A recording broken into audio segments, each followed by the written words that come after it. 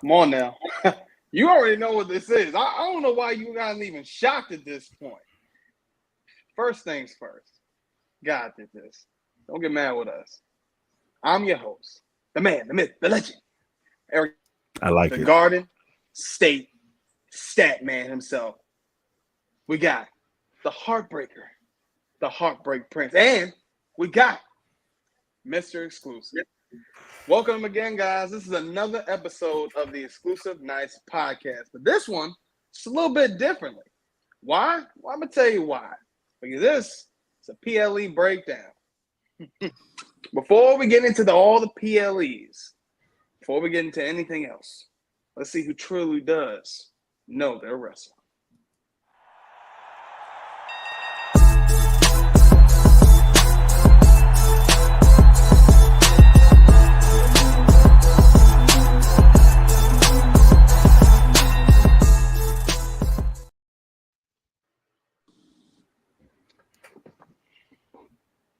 Wasn't sure if we were Stat doing man? one today, but I got I one wasn't on lock sure. anyway. I got one on lock anyway. I got was like, three of them, to be Okay, honest. there we go. So by now we all know the story. We know what happened last Sunday.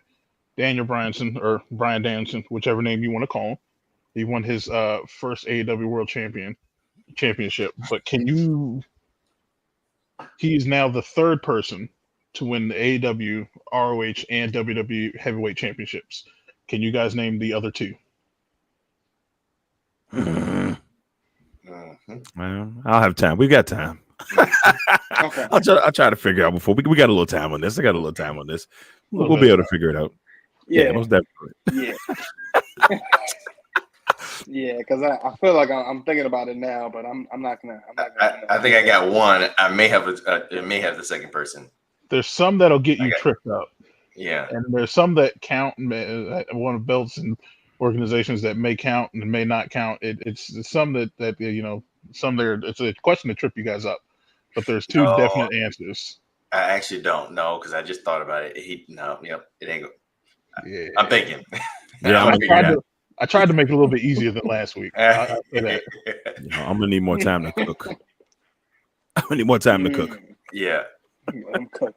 Let him cook. Well, let's go ahead and get started, man. I mean, honestly, it wouldn't be fair if we didn't talk about what happened with All In last week at Wembley Stadium. I mean, let's be honest, they had 12 matches of heat, okay? 12 matches of fire. But, the pre-show, they had 3 tag matches. They had a 16-man tag match. They had a mixed tag match. And they had a 10-man tag match. Okay, a lot of tag matches going on. Everybody I in the would have thought pay-per-view. Teddy Long was there. Whole roster.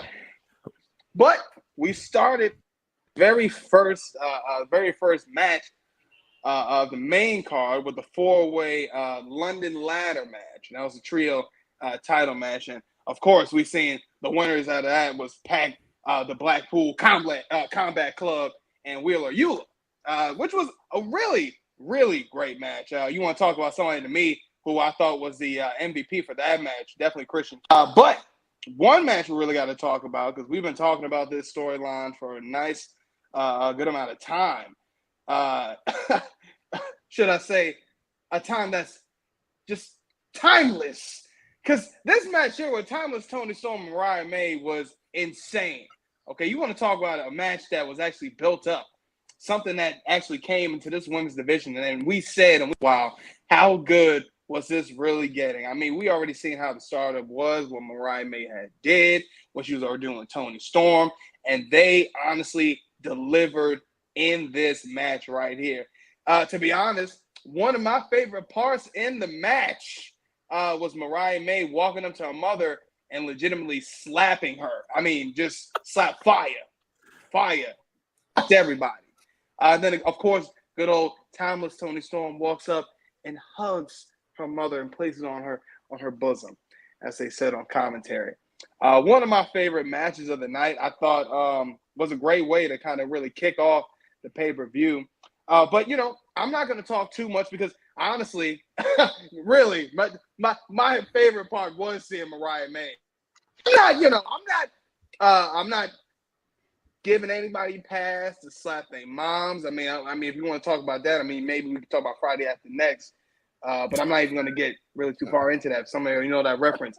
But to go ahead and get started, Mr. But to go ahead and get started, Mr. What the hell you want right? No, stop that. Mr. Xclusive, what are your thoughts, man? What you think? Heartbreak. Like, I'm hurt. I'm not gonna sit there and act like I don't care. I mean, it was a good match. I gotta give it, its love and its due. And I felt like this was probably in AEW world, if not the best storyline, definitely top 2. And I think everything leading up to it was done the right way. We talked about it in previous shows, just the way that they were kind of like building the whole situation, and biggest thing for them is building new stars. I mean, Tony Storm is a known entity in the wrestling world for the last, I guess, like 6 or 7 years. I mean, longer than that, but what mainstream for the last 6 or 7 years. And Mariah May was known, but like, we really began to know who she was once she got attached to the hip of Tony Storm. This was a classic, the pupil betraying the master, or portraying the teacher. But the difference this time around is the heartache that you saw in Timeless Tony Storm's face, like a hesitation, which we also saw at Bash in Berlin, but we'll get into that a little bit later. The hesitation of wanting to be able to, not have this moment happen. And they sold it, and they sold it really well. But I'm not going to sit and act like I wasn't hurt. I was a little bit heartbroken to see my girl lose the title. But sometimes, you have to lose the title for the bigger situation.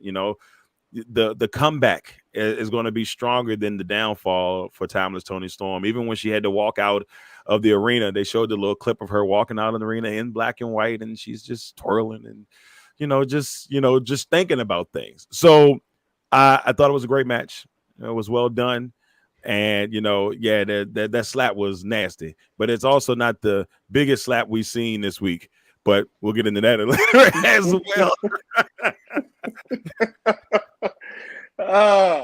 Heartbreak Prince, what are your thoughts, man? What do you think?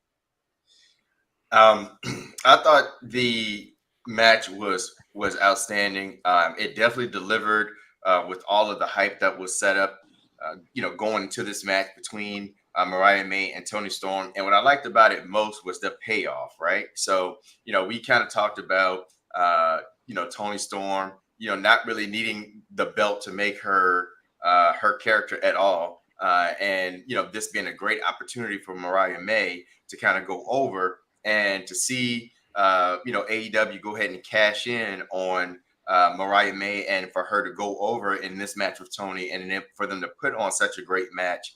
I mean, I got to give, those ladies their flowers. I got to give AEW their flowers, because it was probably one of the most entertaining matches of the night. And, but just based on all the matches that happened at AEW, a lot of them was a little underwhelming, but there were definitely 3 good ones that I really enjoyed. And Mariah May and Tony Storm was one. Mariah May in the middle of the match just apparently, slapping her mom for no reason at all. And when it happened, I was like, did she just slap Tony Storm's mom? Because in my mind, I can't fathom you smacking your own mom, just for no reason. Just over at the barricade, hey, mama, and just, wham, just gives it to her. And her mom, I mean, God, that check had to be thick, because my mom would have came over the barricade. I'm sorry. You got it. And then I would have been running. But yeah, I mean, that was just, Mariah being Mariah. And that may be just, I mean, not the fact that she slapped her mom, but just how far and how deep she is in that character just made me enjoy her and like her and enjoy her character even more. And then just to wrap it up, I loved the performance of Tony Storm, and how at the end of the match, she's laying in the ring and she's still doing her Tony Storm thing, and she gets out of the ring and she's walking, back down the ramp, and she's still doing her performance and all of that kind of stuff. I mean, those girls, those ladies, they deserve their flowers. They put on an excellent match, and I was glad to be able to witness it. Yeah, definitely. Definitely, even like with Mariah May on Dynamite too. I mean, they followed it up and just had her like, with Tony Schiavone, and she barely said anything, showed a little title. And it just seems like she's really just on this heel run, and I think she's gonna be really good. I think her being with Tony Storm, I think that was the best pair up they could have did, and I think she really got that kind of that ear, and probably just really had that sponge mentality to kind of just absorb everything Tony was really showing her. Statman, what are your thoughts, man? What you think? I liked it. Can't say I didn't. It's always nice to have a women's match that's not, god awful or just boring and plain and bland. But like, I think I don't think it's a bad thing to call it an updated version of Trish and Mickey in 2024. I don't think those comparisons are too bad.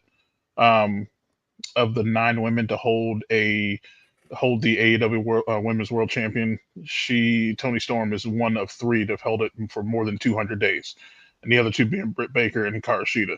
I don't think she needs the belt anymore to be still one of the top faces in the company. I think she'll be perfectly fine without it. I'm interested to see how she goes on without the belt. I think she's one of the cases, again, where she used the title reign to establish her character and make her character last.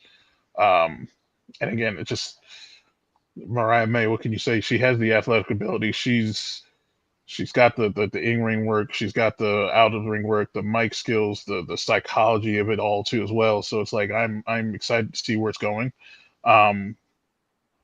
Maybe not so much with the other women's belt in AEW. But at least I'm excited for the World Championship. I'll say that.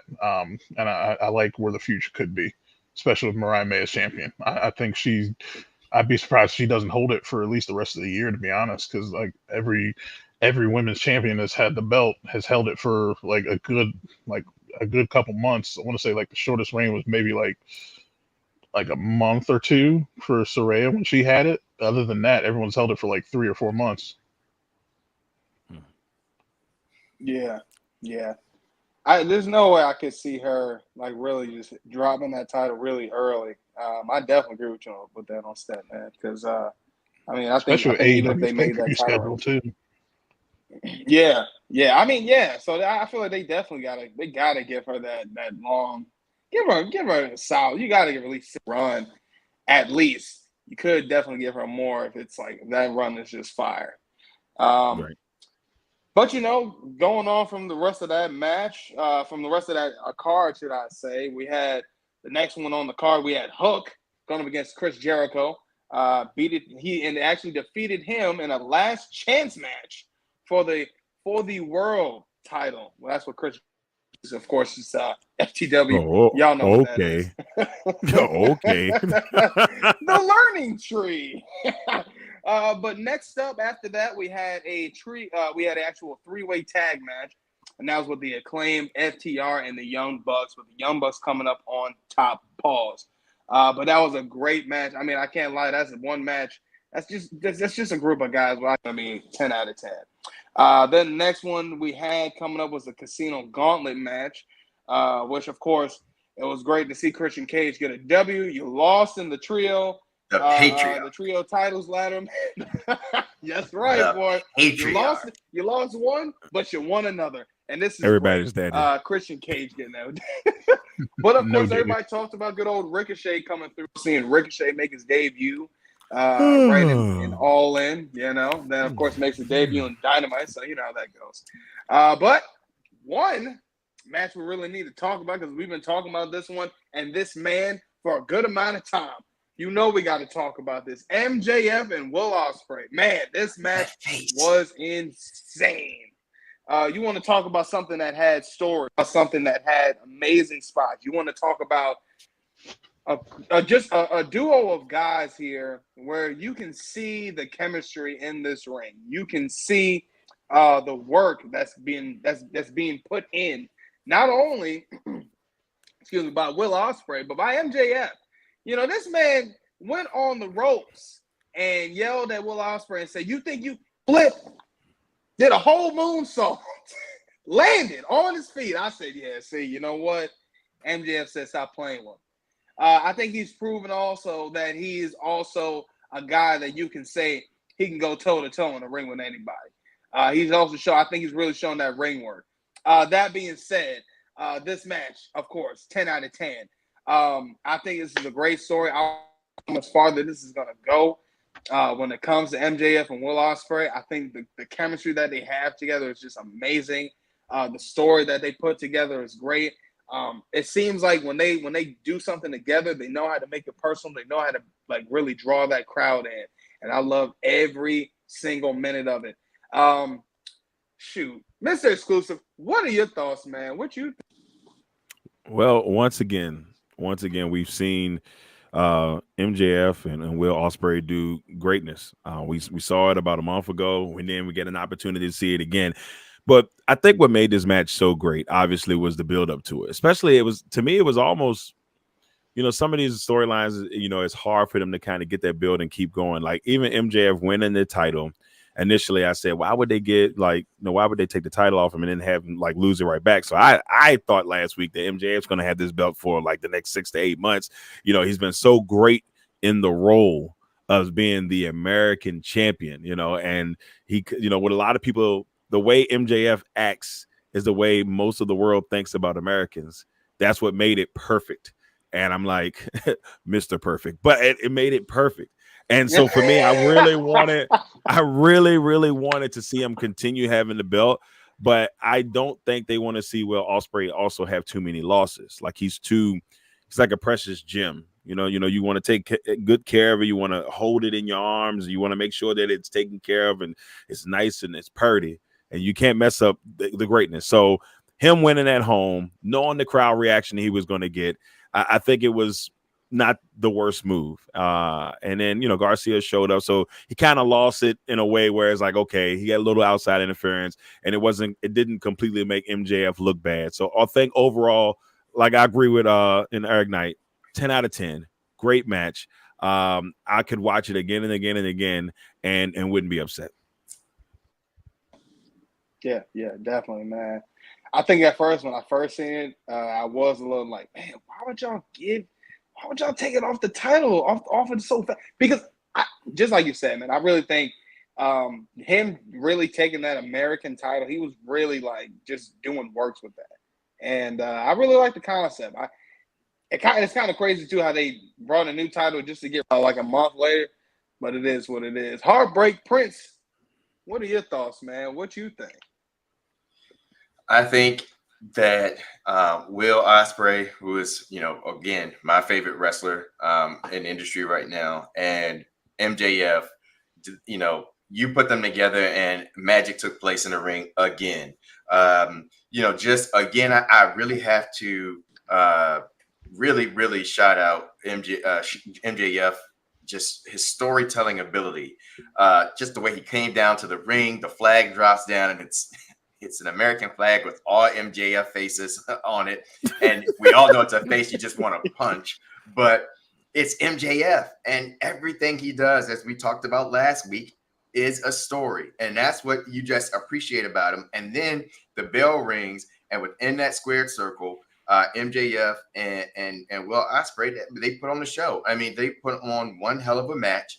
I'm not upset about the title change per se, because it's Will Ospreay. He's in his hometown or his home country or whatever, and so you want to give him that shine there. So I don't mind it. It was one of those matches where I love both characters and both wrestlers, that it didn't matter to me like who lost and who won. It was more so about what story and what type of match they put on, and that was one of my 3 matches from All In that I really enjoyed. And again, I don't mind if they keep on putting on matches between these two. I can watch 1 or 2 more pay-per-views with a few between these two guys, just because it's been so good. And like I said, whenever you're working with MJF and him even coming out of his shell and trying to show he can be athletic and do all the flips and turn and twists and stuff like that, like a Will Ospreay, I mean, it's just great. And like I said, you have 2 great wrestlers in the ring. going at it, and they put on one hell of a show. And again, another match I was glad actually delivered based off of the story telling that had been going on for the past few months, leading up to it. Yeah, man. Look, we've been talking about this, man. Honestly, both of those guys, gold, just certified. And I ain't talking Lover Boy. So what are your thoughts? SummerSlam 1997, there was a match between Bret Hart and The Undertaker. Now, Shawn Michaels was the special guest referee, and I promise you there's a point to this. Trust me. I'm going to get to it. But there was some interference there with Shawn Michaels accidentally hit Undertaker with a chair. They had their first match a couple months later at the very first Hell in a Cell. 10 years later, they reignited that rivalry, and probably was one of the Jesus Christ, probably one of the greatest WrestleMania matches that we've ever seen. And then they followed it up with another one that's probably could have been better. I think this right here is the start of something like that, where like AEW is still very young and still very early in their career itself as a company, where like we need them to, or at least we hope they would establish some rivalries that they can revisit in the future. And I'm hoping that this is one of those rivalries where they can establish something in the future between two of their greatest stars that they have, because I think that's what we saw this last weekend. That Will Ospreay and MJF are two of the greatest that have ever been in the company, if not in wrestling at all. And I'm hoping that, like I said, we can, in 10, 15, 20 years time, we can look back and say, damn, that was a good ass match. And I wouldn't mind watching that over and over again. We got to put that on the list of, hey, you're getting into wrestling, watch this match. So I think that is just, this is not to steal her words, but this match was timeless. So it's just, and MJF shows you what he can do. Like, he's one of those people that can draw you in on the mic. And if you don't know what Will Ospreay can do in the ring by now, then why are you watching wrestling? Like, you're wasting my time. Just, nothing. Jon Snow. Exactly. Nothing, Jon Snow. But like, just the fact that they were able to blend that so perfectly to just make what probably like in the top 5 for match of the year so far.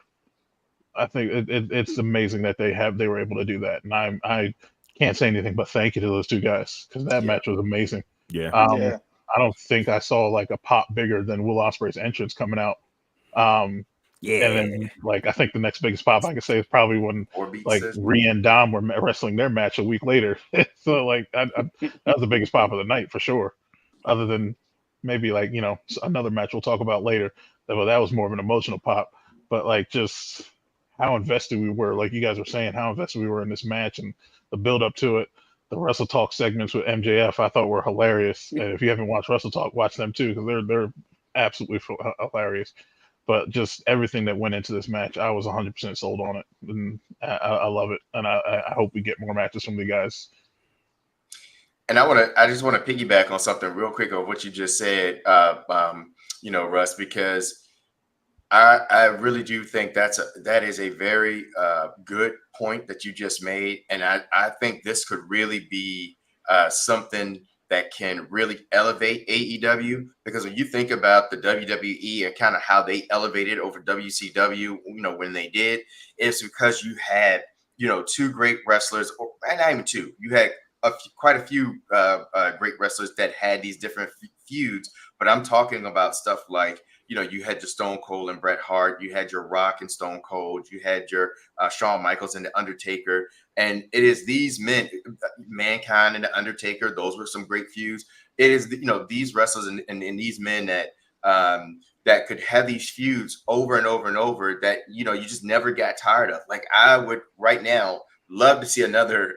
I mean, I know they're older, but even if you could get a flashback, just another Rock versus Stone Cold match again. I'd love to see another, Shawn Michaels versus Razor Ramon again. Stuff like that. These are matches that come to my mind, and wrestlers that come to my mind for these promotions that I think really elevated, these wrestling platforms, whether it be WWE, or in this case AEW. I think you had that in MJF and Will Ospreay. So I hope they kind of capture this lightning in a bottle with them too, and keep, bring it back. maybe next time it's for a bigger title, but just, keep bringing it back. Yeah. I definitely agree. And I think that's one of those things where you bring that back. Not to say that they're not already household names, but you do something like that makes them household names. Like, you can't go by with a song with somebody not talking about Undertaker, Shawn Michaels, Stone Cold names, and those are rivalries that that were established for a long time. Hey, come on now. So I agree. You guys are definitely right about that. But then, of course, we had another match that we've been talking about for a couple of weeks now. Let me go ahead and get myself ready for this. The DMD Britt Baker lost to Mercedes Moné, or some people will say the CEL. Yeah. I'm so sick of this. Betty. Now, there were some speculations about this match. Some people say that there were a few issues that were going on. Apparently, that they were saying, some people were saying it was accused of, I believe they call it potatoing. It's when you just drop dead weight on some sandbagging. That's what it was called. Okay, so thank you, Sad man. Appreciate you. They said that she was sandbagging a few times for Mercedes Moné, and they were saying that's why some parts of the match weren't as smooth. I personally thought the match was still good. I can see where some of those concerns were, but over the match. Now, I will say I don't like the finish. I didn't like it. First of all, to have Mercedes Moné beat Britt Baker clean is crazy. That, to me, says you give no credibility to Britt Baker. I would have been okay if you would have, let Camille interfere. Like we had already talked about. Why? Because now that still keeps Britt Baker strong. And, of course, that thing going on for Mercedes Moné.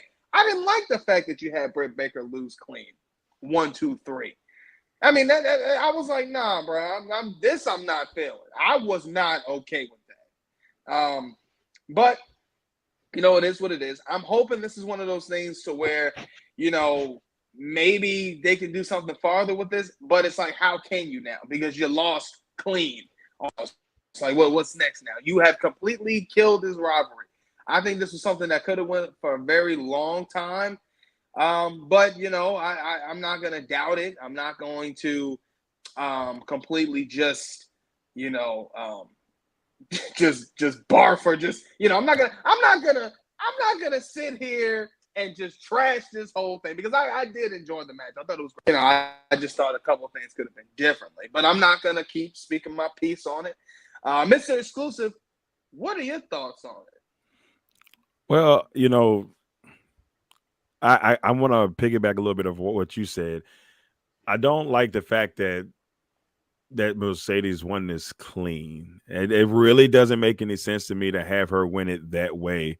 You got the 6'8" monster in the background. Let her interfere, and if you're going to get the dub that way.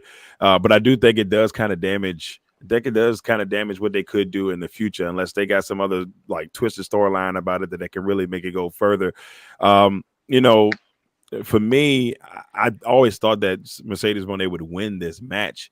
But I think it would have been really important for them to try to be able to set up a long-term thing, unless they just kind of did this just to say it was done and have it done, in this form, just to have the match, just to say they had a match. And maybe, who knows, maybe they're setting up something long-term where, Britt doesn't forget about this, and when a world title reign for Mercedes Moné comes in handy.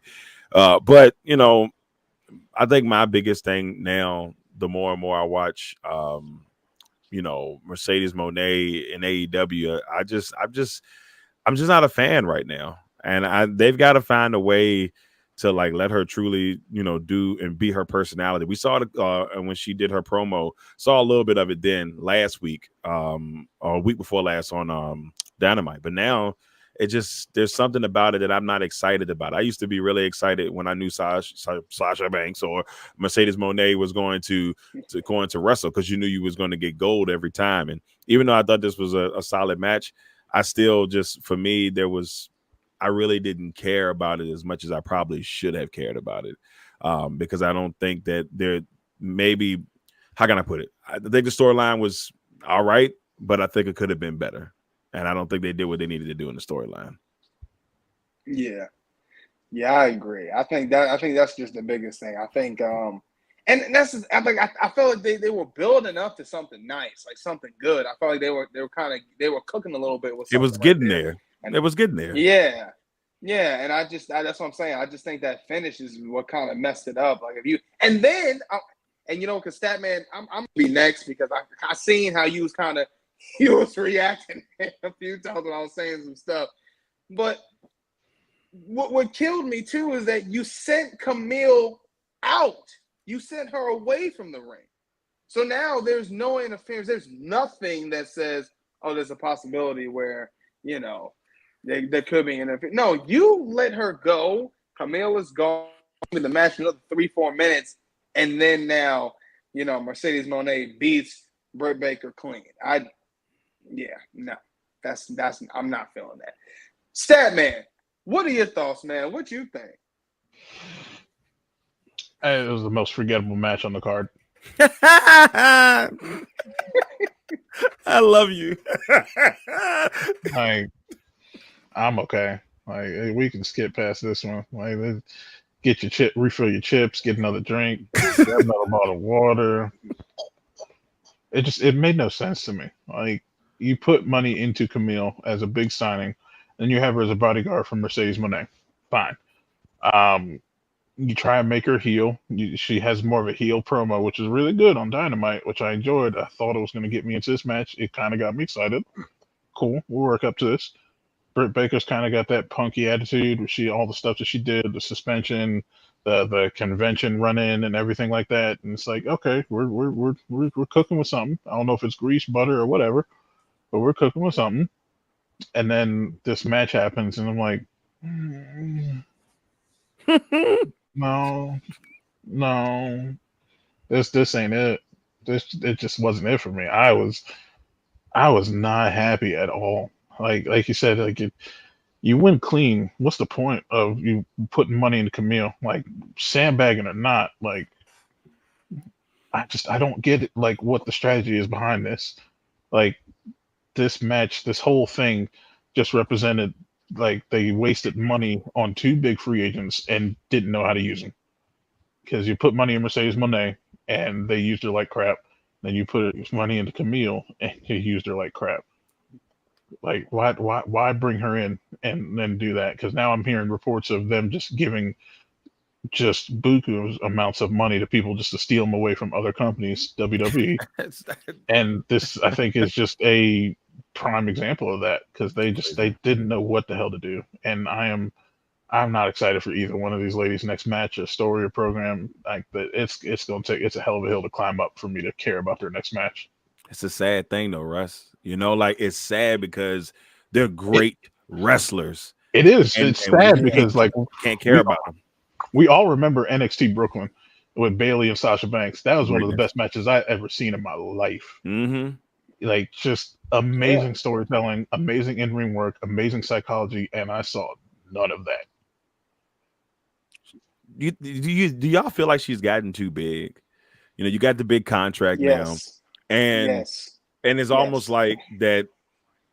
The heart that she had when she was in NXT, all the way, man, I would say even all the way up until she left WWE, like that, the heart that she showed, that just it doesn't feel the same. Even towards the end of that, it started getting kind of like, you know, obviously her and Naomi had her reasons why they, you know, left and did what they did, and, you know, tag team titles. But like, as it go further and further, ever since, you know, it felt like once she got scorned that one time, you know, you get scorned by a girlfriend or a boyfriend, she lost her smile. And I'm talking about heartbreak. and you're talking about heartbreak. And that's the type of thing that is like, what's going on here? You know, like, it's to me, it's just, she found that passion again. I think everything will be okay.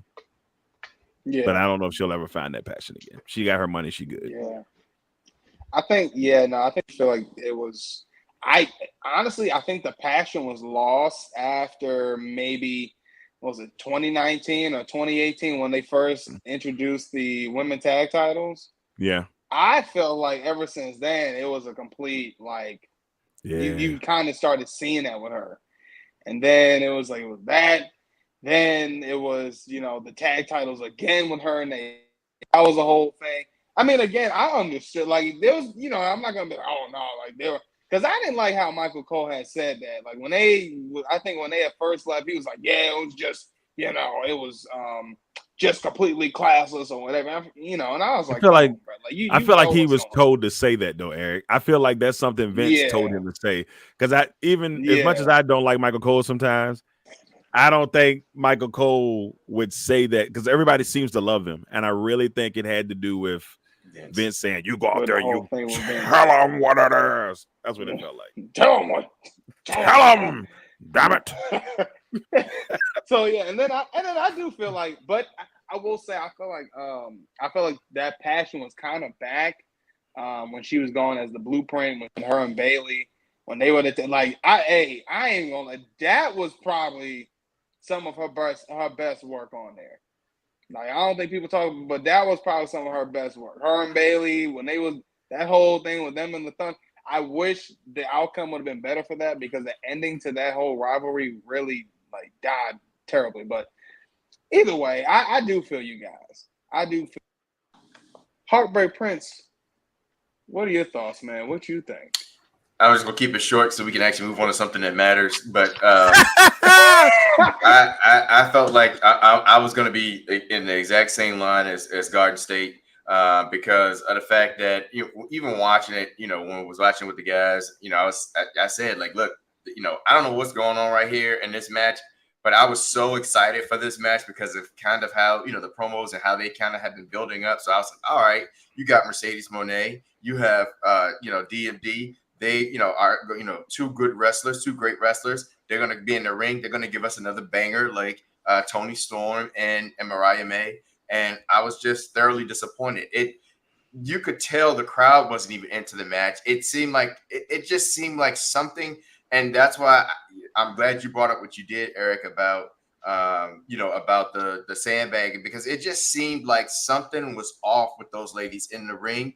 There were quite a few botches and just timing and things. It just seemed like almost like they were just going through the motions per se. And so that's why I didn't make my list. That's why I said there were 3 matches that I, really enjoyed, from All In, and that definitely was not one. And I hope whatever the reason is, these ladies can get it together. Like I said, even down to the finish.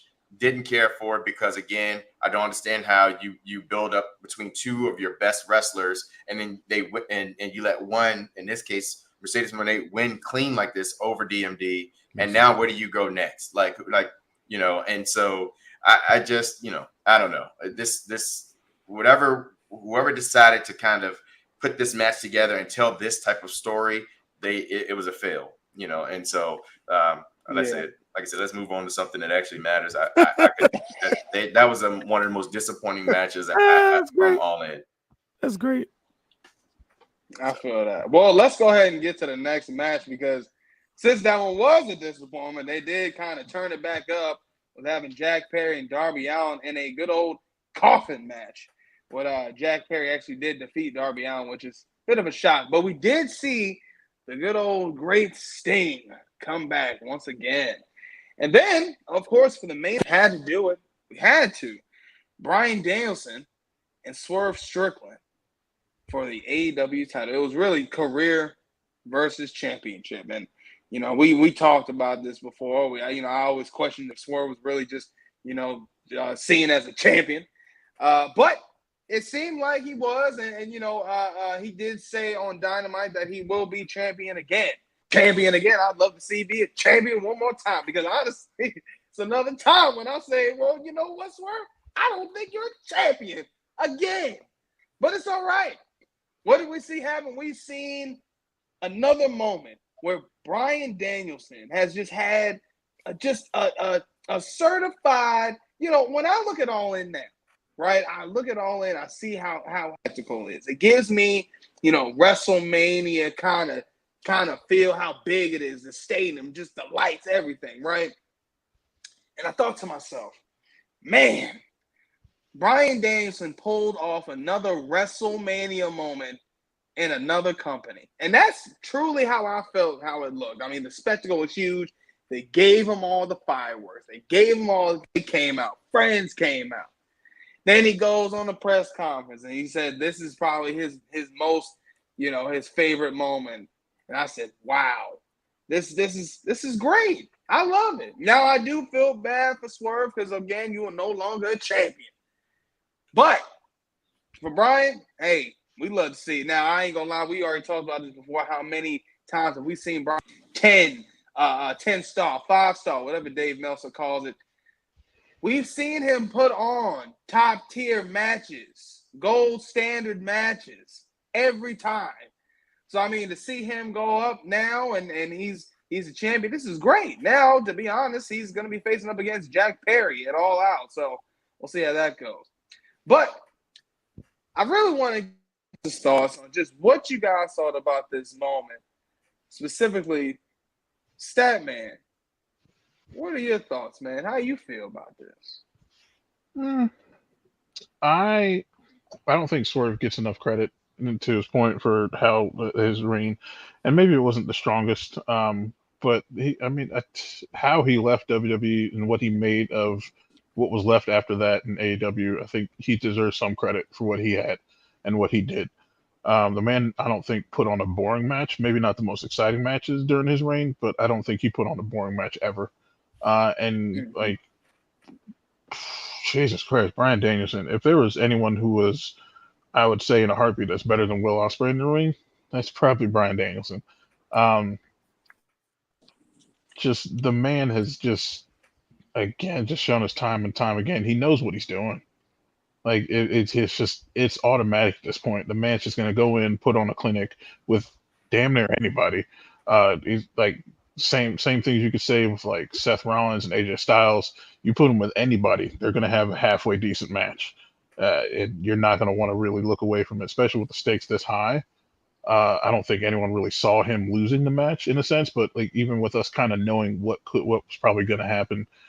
Like, who wasn't invested in this match? I was. And I'm happy to see that he won.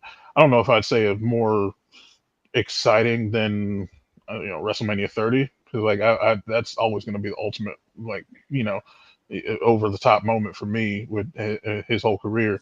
But that's not to say that I didn't thoroughly enjoy myself. This match was great. It was. I honestly, God, you have to pull the trigger if you ask me which one was better than between this and the Ospreay MJF match, because they both were amazing. So like, I'm just happy. He always gets me emotional with his big stake matches, and I'm tired of crying over his matches. Even if it's happy tears, I'm just tired of it. I don't want to do that. No more pain. Yeah. No, I'm good. I don't need no Mary J. I'm good. Come on now, come on. Not gonna cry no more. Oh, we know Statman. We know. Nah. Oh, Mr. Exclusive, what are your thoughts, man? What you think? Man, I think for me, it was a great match. So that right off the bat, I think one of the biggest things I heard that people didn't like from the match is that when Daniel Bryanson went for his finisher and Swerve didn't sell it, and then he went and did his finisher, and then they kind of just was like, you do all that to still lose the match is crazy to me. If you're gonna non-sell it, if you're gonna non-sell a finisher, then you gotta finish the deal. So I heard a lot of fans complaining about that in those old fun wrestling group chats. But I think overall, great match. I think I piggyback a little bit off of what Russ was saying about the title reign for Swerve. Like, I think, and I don't think it's none of his doing, obviously, but I think better storylines could have really helped push him into the right direction to make this a really, really, really good title reign for him. And I don't think his chances of being AEW champion are out the window. Like, he's going to get another reign. It's almost, and I know I compared it a couple of weeks ago to how Damian Priest was, and maybe just a different form. Like, I feel like when Damian gets his second reign, because it will happen at some point, it will be a different style. Like, he's on such a heel level right now on the WWE front, and I think it'll be something in the range for Swerve. Like, when the time is right, he'll get it back. and when he does, it's going to be special. But for DB or BD, whatever way you want to put it, I'm happy for him. I'm kind of intrigued to see where they go. Who ends up taking the title from him and technically ending his career at that point in time. I think Christian won the gauntlet, so I guess he's technically next. So I don't see Christian winning that belt. I don't see him winning that belt at all. But I feel like the person that ends up taking the title from him will be Ospreay. And it just the question is when, where, how. And maybe even our guy from I'm having a moment. The EVPs, Okuda, I probably destroyed that. Okada. I always say it wrong, but Rush, you know how to go. He's one I can see, but right now he's in the mid card level right now, which he's not a mid card wrestler. We talked about that a couple of weeks ago, where it's like they have all of these main event guys like in mid card roles, and it's weird. Like I feel like he's a guy that should be in that main title picture. There's a couple of guys that should be in that main title picture that are just not right now, and maybe at some point they push them in there. But it's just like they don't feel like they're there. They're just kind of like, okay, we're making this money, taking it a little easy, mid card. I'm cool with it, but we'll see. But congratulations to DB, man. He deserves it, and I want to see nothing but the best for him. That's right, man. Heartbreak Prince, what are your thoughts, man? What you think? Well, we always talk about, Swerve being a champion, and we always talk about him not being respected as a champion, and we always talk about his reign as a champion, and now he's no longer a champion.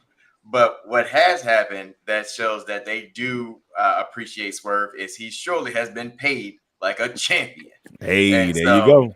I appreciate that because it shows an investment and a talent such as Swerve.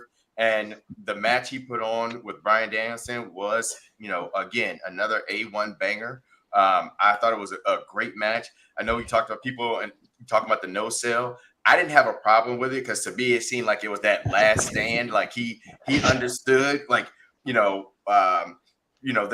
Bryan Danielson wasn't going to lay down for him, and you just get that surge of adrenaline or whatever.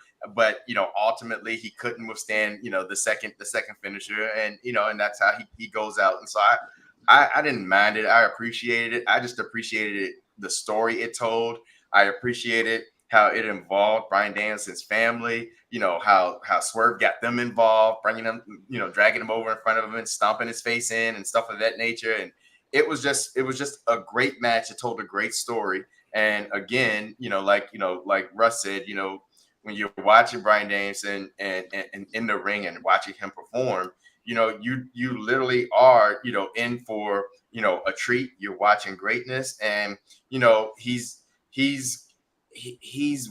definitely deserving of this title run, especially if this is going to be the last bit of wrestling that he does, in his career. And I love what Mr. Xclusive just pointed out, and it's a match that I definitely, want to see. And it is, a match between Bryan Danielson and Will Ospreay, which, I think that match would just be amazing, especially if it's the last match for Bryan Danielson, to see him go out with another talent and that people can argue back and forth about who's better, Will Ospreay, Bryan Danielson. I mean, oh my goodness, what a treat would we as wrestling fans receive, just being able to see them and also knowing this, what stakes, what's at stake with Bryan Danielson and it being possibly his last match. To go out with Will Ospreay, I think that would be, oh my gosh, that'd be just a chef's kiss. The one thing that has to happen before that match is that Ricochet has to take that their international title off of Ospreay and reignite another good match between Ospreay and, because them two that's a great pairing for Ricochet is Will Ospreay, because them two can go, they can get, with all the flippy, twisty, high end, all the spots they want to get in. And they're a great compliment to each other because they can both go. And I think that'd be if you know anything about Will Ospreay or Ricochet before they joined WWE and AEW respectively, it's because you saw their matches on the Indies. Yep. That's why. Mm-hmm. Yep. Yep. And and if you saw their matches on Indies, you're begging for a chance to see it on a big stage on regular television. And I think if they're smart, they book that rivalry immediately. I don't know if they take the belt off of Ospreay immediately, but I think they start that up immediately, possibly for Full Gear in November. Yeah, it looked like they kind of started it pretty early on Dynamite, but of course, good old Pac came out of nowhere and got Will Ospreay. So it's looking like it's gonna be Ospreay versus Pac for a little bit. Then maybe, hopefully, we'll get Ospreay versus Ricochet. But again, speaking of you guys, I know you guys are talking about Ospreay and Bryan Danielson. I mean, again, they had another on Dynasty earlier this year, which was my wife Cameron's favorite match of that night. She said when she seen that match, she said, no, Will Ospreay is the best wrestler in the roster. Say what you want. I'm not going to argue with you. You are not lying about that. But, we talked about some of the greatness of All In from last talk about this weekend, because already it's getting crazy. PLEs, can't do pay-per-views. We talking about PLEs. Okay, we're talking about Bash in Berlin. Chat, please. That Bash in Berlin. First match we had with Kevin Owens. Now, I will say this was a match that was, again, a great match. People say all this stuff about Cody. I know we talk about his title reign being stale, but when that man gets in the ring, he works. He works hard. Same thing with Kevin Owens. I mean, they kept me interested. Now, I think the biggest thing that I think they kept pushing a few times was just to see how will we push Kevin Owens to go heel. How far will we make him snap? How far will we take this man to become the prize fighter like he used to be back in 2014, 2015? We're trying to get him back. Nah, Kevin, he stayed good within that whole time. He said, no, this ain't me. Now he had a couple times take out Cody's knee. He said, nah, I'm not going to do that. I ain't going to lie, man.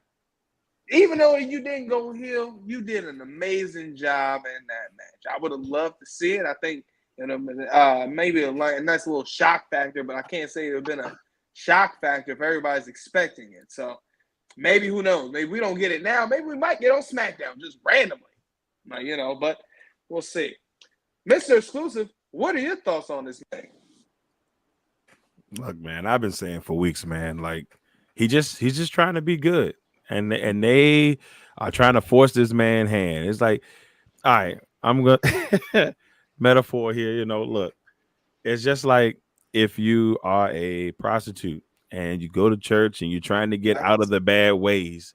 You're trying to get out of the bad ways. You're trying to get out of the streets. You don't want to go and be frisky no more. But then the streets just keep pulling you back in. That's when you thought you were out. Just when you thought you were out, they bring you back in, and they just keep doing it to my man. Look, let him go, man. Like he tried to be nice in this match. He kicked Cody in the knee a couple times, and you saw the instant regret, But I hate to say it, I don't know how much longer it's going to be before we see the prize fighter, because it's going to probably be at the worst possible time for Cody when they do happen, or whoever is the person that gets the wrath of the sexiest last name in wrestling, but it's gonna happen. And I just don't understand why they continue to poke the bear. Let this man be, man. Like, look, he didn't even want the title match, and then he almost won the title match, not even trying hard. Like, we saw it. With Timeless Tony Storm. This is the match I was alluding to, where it's like you can tell I just don't want to do it. I just don't want to do it. Well, when he does decide to do it, it's going to be ugly. So just let him be and just don't bother him anymore. That's all I'm saying. Y'all keep bothering him and you going to get what y'all are asking for. Y'all keep poking the bear. Keep poking the bear. Prince, what are your thoughts, man? What you think? Well, for a match that I didn't necessarily care about the setup for, I thought overall, like we talked about, they were going to deliver. I mean, you got Cody Rhodes, you have, Kevin Owens. So, you got two great wrestlers in the ring. So the match can't be but so bad. And in fact, this match was actually fantastic. The story it was telling in the ring with KO fighting against his urges to return to the KO of old. The way Cody was selling the knee and all of that kind of stuff. It was a great match, great battle, great spots. I mean, what I did like about this whole thing, and I just want to shout this out because I think this is something that AEW can be a little bit better about, is instead of trying to include every single person on the roster and in a everybody or PLE, because these things get so long on AEW side. Now I know so many people say, hey, you're getting your money's worth. And I understand that too, so I can respect that. But we can do a little bit better about just having, 5 to 7 great matches that you've kind of really put effort into, time into, build up into. And this is what Bash at Berlin did, where you just had, just a handful of great matches that were set up, and every last one of them delivered. Like, I was entertained from the start to the finish in Bash at the Bash of Berlin PLE, and every match delivered, and that's what I appreciated. But to get back to Cody and KO, again, another good match. It delivered. I can't complain. Now I'm just interested to see where's Cody going next. Quality over quantity. Yes, Prince, and that's the biggest thing from it. 12 hours watching pay-per-view, that's fine. You getting your money's worth, but you got to go take a 2-hour nap while you're waiting for the good match to come on. Yes. That ain't nothing. Bash of Berlin, like you said, every bad boy was a good match, and you were invested. Yes. That's your bang for your buck right there. Yeah. Plus, it's like going to a good church. You go to a church, you go to such and then there for 40 hours, like God said, and then you're in there, and you just in there, and you was like, this is the right thing to do. Yeah. But in a good church, you can get the word in and all that good stuff. I hate to take you out of church a little bit, but you get everything in, and you can still get in and out. You be like, all right, thank you, Lord, appreciate it. Whoop whoop. Yeah. But nope, not AEW. You be there to the crows come home. Yeah. That's it. Statman, what are your thoughts, man? What you think? I think Heartbreak mentioned it already. I'm okay with watching this match with how lackluster the build-up was. Because I did not care about the build-up to this match at all. But I'm okay with that because they put on a really good match. I can't complain about that. The give and take, they were teasing everybody with the give and take of Kevin Owens and whether he's going to be good, whether he's going to be bad, whether he's going to play nice, whether he's going to play fair. And everyone just assumed he was going to be evil. But then he didn't, and still put on a banger of a match. So, I have nothing to complain about. I'm almost upset at myself for kind of complaining last week about it. But then again, the build-up was just kind of not there. I agree, Russ. But I think one thing that we need that needs to be said about this whole event at the start of this, before we go any further, is just how insanely hot the crowd was for every single match. They turned an above average pay-per-view into a really good pay-per-view. Just the crowd was insane. They started at the beginning of this match, and they did not. I don't think they went to bed even after the Gunther Randy match. And it's just it was absolutely lovely to watch. These European crowd for pay-per-views has been absolutely amazing. Yeah. I mean, it really shows, man. I think they're taking world wrestling entertainment to a whole nother level with this, man. It's crazy. I was saying how Paul Levesque, aka Triple H, was talking about 27 years ago. That was the last time they were, and the management back then with Vince, they really didn't want to go outside of America. Now that Triple H is in charge, they're taking this to other countries and to the other areas, and it's really showing just the passion and the love that they have for wrestling. So it's really good. It's really good. Next one we had on the card, I thought it was interesting because we talked about the tag team division. So I thought this was interesting seeing, Bianca Belair and Jade Cargill going up against the Unholy Union, Alba Fire and Isla Dawn. You guys don't know their actual names, but you should by now. Why not? They only been a champion for a month and a half. We obviously know that they got this. They had the titles just because they were in Scotland. Now that's because That's just me. Because when you think about this title reign that these ladies had after they beat Jade and Bianca, wasn't that strong. I didn't feel like they were booked strong a lot. I mean, of Roger course, they Strong. got Strong. their win. Hey, so, yep, y'all done got me too. Roger Strong. But, I think in a lot of show that, they can go toe to toe. That they're one of the best ones that are just not only that they can do, just a little bit better on the mic, but that they're wrestling.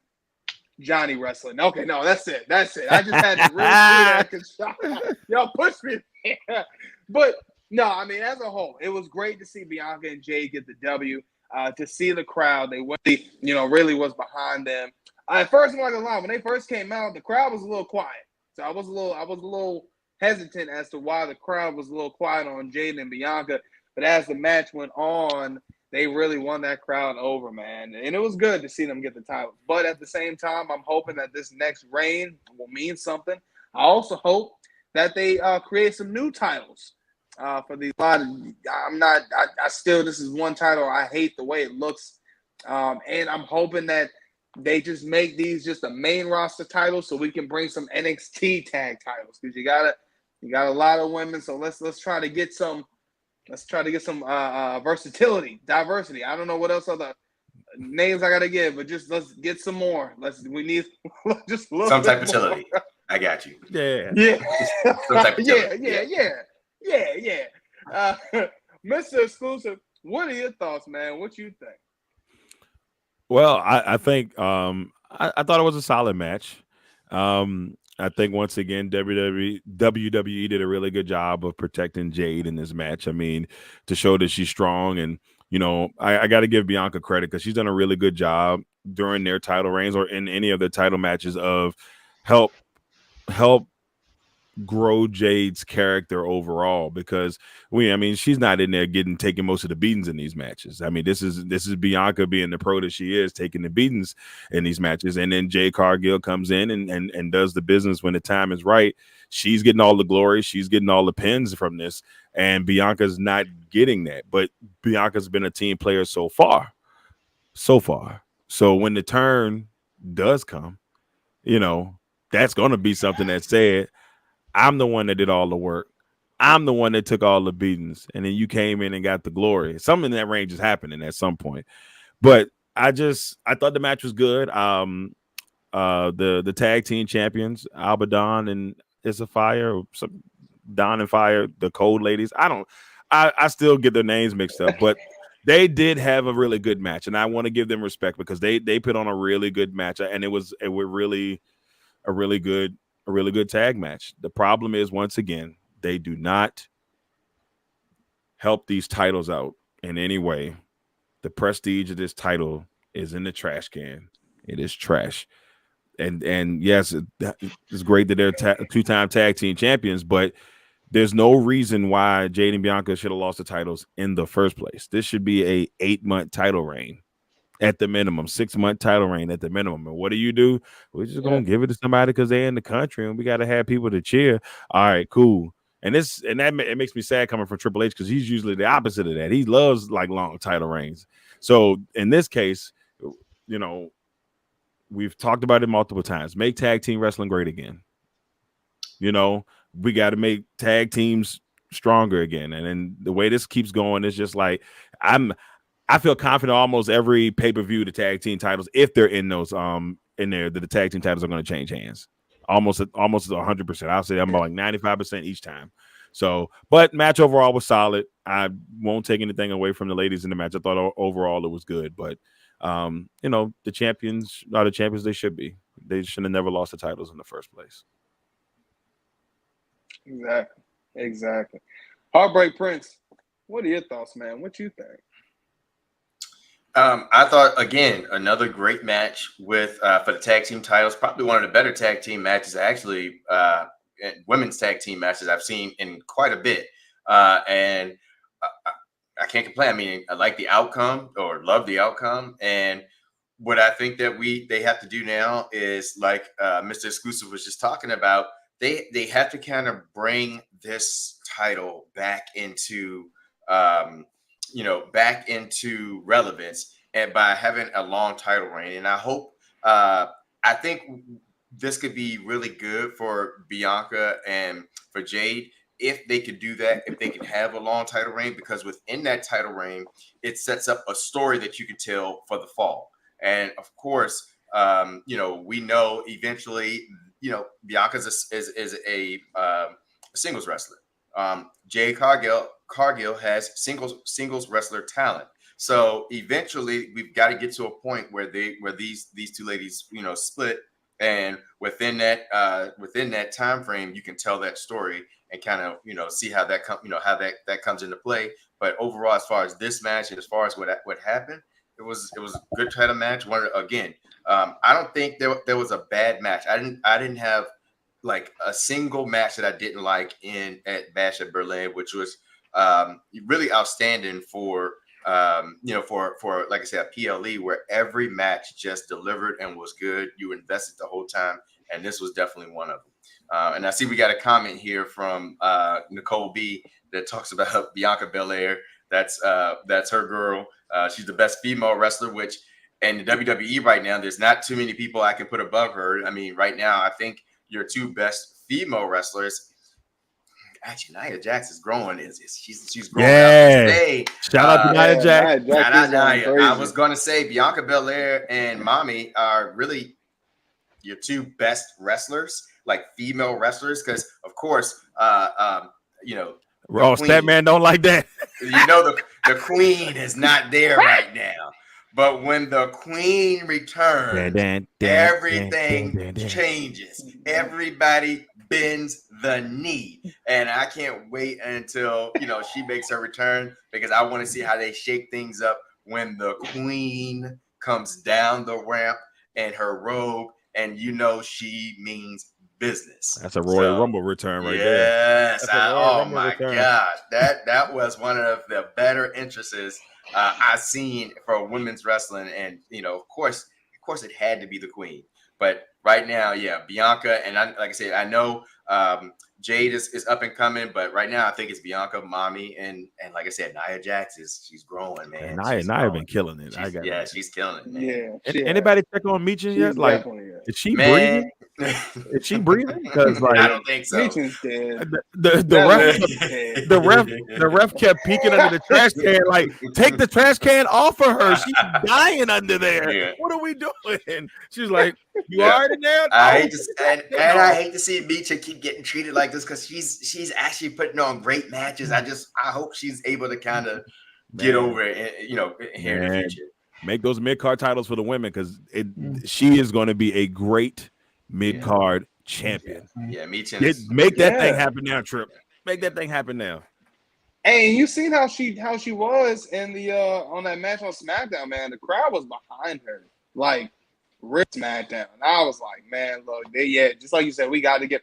Look, if we're gonna do NXT North American Women's Champion, why are we not having a Women's United States Champion, a Women's Intercontinental? First of all, you do a Women's Intercontinental Champion, you gotta pick somebody that's gonna give that prestige, like an actual men's Intercontinental title belt.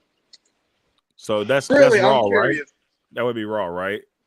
Yeah. Hey, I think you hit a hot spot with Russ. I don't think he likes it. Yeah, I gotta see. Hold on. Yeah, go to Russ. We gotta see what the stat man about to say. Yeah, go to Russ. What's on your mind, man? What you think? The fact that we just went through that whole argument and neither one of y'all said Bailey's name is something that's unbelievably annoying me so much right now. Hey, I didn't mention nobody's name, so I made a mistake. You did. I'm sorry. That's on me. I'm gonna call you out on that one, boss, because you said Nia Jax and Mommy. Mommy, I'll give you. No. I just said she was killing it. I ain't said no best wrestler. But Bailey, I'm sorry. Like, after they did her dirty at WrestleMania, not even getting her on the poster, Bailey, and they give her a 3-month title reign. Bailey, ding dong, hello. Did you forget who Bailey is? I am. If you want to talk about someone who's had the prestige, put prestige behind like a secondary women's belt on the main roster, it's Bailey. It's Bailey. I don't know that there's no one else better. Mommy's too big for a secondary title. I'll tell you that right now. Liv Morgan is doing her best to hold on to that belt. Nia Jax is growing into the belt herself to give her a title reign. If you're putting a secondary belt on the main roster for the women, it has to be Bayley. I don't see anyone else better for it than right now. Yeah. I really don't. Bayley, I really don't. Bailey's too big for she's a top tier champion. I wish So they did more with Io. You wish look they did at more with the program for WrestleMania and Mhm. the lead up and how much they did not talk about her, and you tell me she's too big for a secondary belt She right now. should be, but I'll give you that. But we both know, including yourself, she deserves to be top tier. Yeah. That's what she is. Even then, like you look at someone who gives prestige to a secondary belt, would you say The Miz is a top tier talent and how much prestige he brought to the Intercontinental belt? Yeah. I actually like Miz, so I'm not going to, There you go. Miz is, There I'll you give go. you that. And I'll give you that stat, man. as far as the match goes, though, because that the fact that we just, again, the whole not mentioning Baylor thing just kind of threw me for a tangent. That's what really just kind of look, I apologize to all of the Knights of the Realm out there. That is on me. I don't know how I forgot about Bayley. As far as the match goes, I think I might be the only one that was like, I was not impressed by this match at all. I think it just didn't make any sense. Like, you want to build Jade Cargill as like this big unstoppable phenom and just this powerful destructive force, but like she's going against someone, a team, her and Bianca going against a team that won the belt, that didn't even pin the championship in a triple threat match and had maybe one win since they won the belt. Like there's no motivation for them in this match. They never, again, like y'all said, they never should have lost the belts. They didn't lose the belts. They weren't pinned for the belts. So like, what was at stake for them? Like, with everything that we talked about, the emotional stake for Bryan Danielson and his match against Swerve Strickland, what was at stake for Bianca and Jade? I'll wait. Yeah. It's a nothing. So it's a nothing burger. So yeah, exactly. And that's what I was looking at in going into this match, because they did everything they could to make the champions look weak. And if the champions look weak, why do I care about them losing the belts? I will say, I think that if anything, this title reign did for them is it brought more eyes on them. And that's probably about it. Because, I mean, even though it wasn't really like great per se, like they did push them out there a little bit more. So like, okay, they're, in my eyes, okay, they're solid. They're a solid tag team. You know what I'm saying? That they are a tag team. But that's about it, though. They shouldn't have. Butch Carter shouldn't have lost the title. So I agree with you 100%. They never. I think and I know I said this last week for a fact. They never should have gotten rid of the NXT Women's Tag Belts. And like, let's not forget, Alba Fire is a former NXT UK Women's Champion. So like, put some respect on her name too. They should know who she is. But like, just this match had nothing at stake for me. So like, it was kind of like, I love Jade Cargill, but like, this match had nothing at stake for me. Like, nah, I'm good. Next. Well, let's go ahead next on the card. And we talked about this. I mean, this is probably one of my favorite ones. I mean, I just truly love seeing Drew McIntyre just do work. If you want to talk about some part of the buildup, just even before this on Monday night, Drew McIntyre was talking so much cash, okay, cutting his promo. And what happened, CM Punk was on Instagram Live, okay, and was under the ring the whole time. So that was the first build of that match, the strap match. I mean, this was a match where I was genuinely concerned for CM Punk before the match, because I wondered to myself, I said, all right, he looked a little gassed in the last one, but this one, he looked strong. And I ain't talking Roger Strong. I'm talking about this man, CM Punk, looked so good. I mean, even to the point where he hit for his finisher, almost for each ring post at the end. I loved it. The storytelling, the whole thing, even at the end, with CM Punk finally getting the bracelet from Drew McIntyre. I mean, we want to talk about storyline. We want to talk about something that's been long term. We want to talk about something that's probably going to still continue, because CM Punk said he's. So I wonder now, maybe with CM Punk going for gold, where does this leave Drew McIntyre? Possibly, maybe this is going to be his time to screw CM Punk out of getting some gold, since he got screwed out the last time. We'll see. Mr. Exclusive, what are your thoughts, man? What you think? This ain't over. This ain't over. Like, when I heard CM Punk say that silly stuff, I said he must be on crack because there's no way he think this is over between him and Drew. We said it last week. This gonna last to WrestleMania. This ain't over. This is gonna go on for a long time. They hate each other, and even if they don't hate each other in real life, that Jake feel like they hate each other in real life, and so it's not going anywhere. He can talk about, I'm going for the title next. It don't make no difference. You ain't winning that match. Gunther ain't losing that title no time soon. And I'm gonna tell you right now, Drew McIntyre ain't done with you yet. He gonna take something else. I don't know what it's gonna be yet, but he gonna take something else. And at some point, AJ Lee is getting involved. Something in my heart says it's gonna be something where Drew disrespects AJ Lee. She gonna be ringside. Something else is gonna crank this thing back up. It ain't done yet, and it's a split. You know, we split this. No, there's no true winner yet. This is not over. That's the main thing I'm going to say from that match. I thought was great overall, very solid match. You know, and CM Punk, the king of the strap match, like he's like, you know, he's been in ones with Umaga. I forgot what the other person that he was with, but another one with MJF too. Yeah. So he loves strap matches. So he loves strap matches. I'm starting to worry about him a little bit. You like to whoop people. What are you saying about yourself, my guy? But that's another story for another day. But overall, love the match. Can't wait to see where the storyline goes next. Because I know Monday night, Drew ain't done with you yet, brother. He ain't done with you yet, CM Punk. It ain't over, bro. It ain't over. I know. Hey, look, you know, something's gonna happen. Or he'll be praying. Statman, what are your thoughts, man? Because I know you hate strap matches, so I just want to see what are your thoughts, man? What you think about this?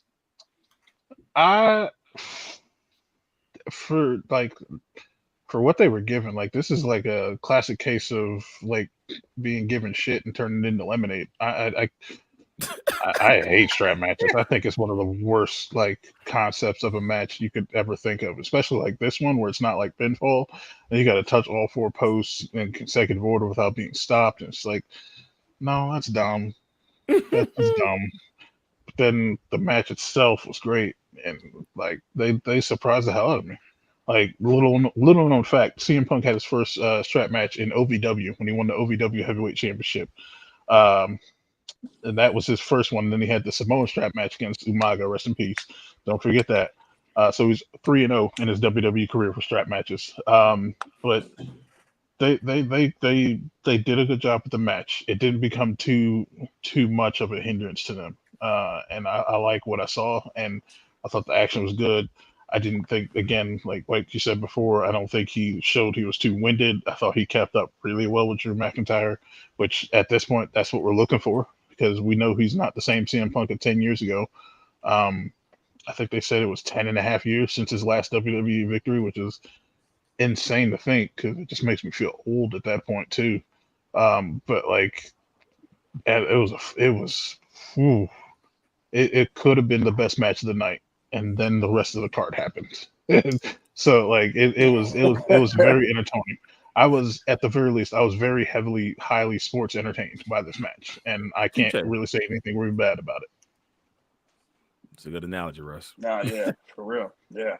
I think this was one of those that definitely could have been a main event on the card, and I think this would have been a great banger for sure, just to finish it off. Hey, Prince, what are your thoughts, man? What you think about?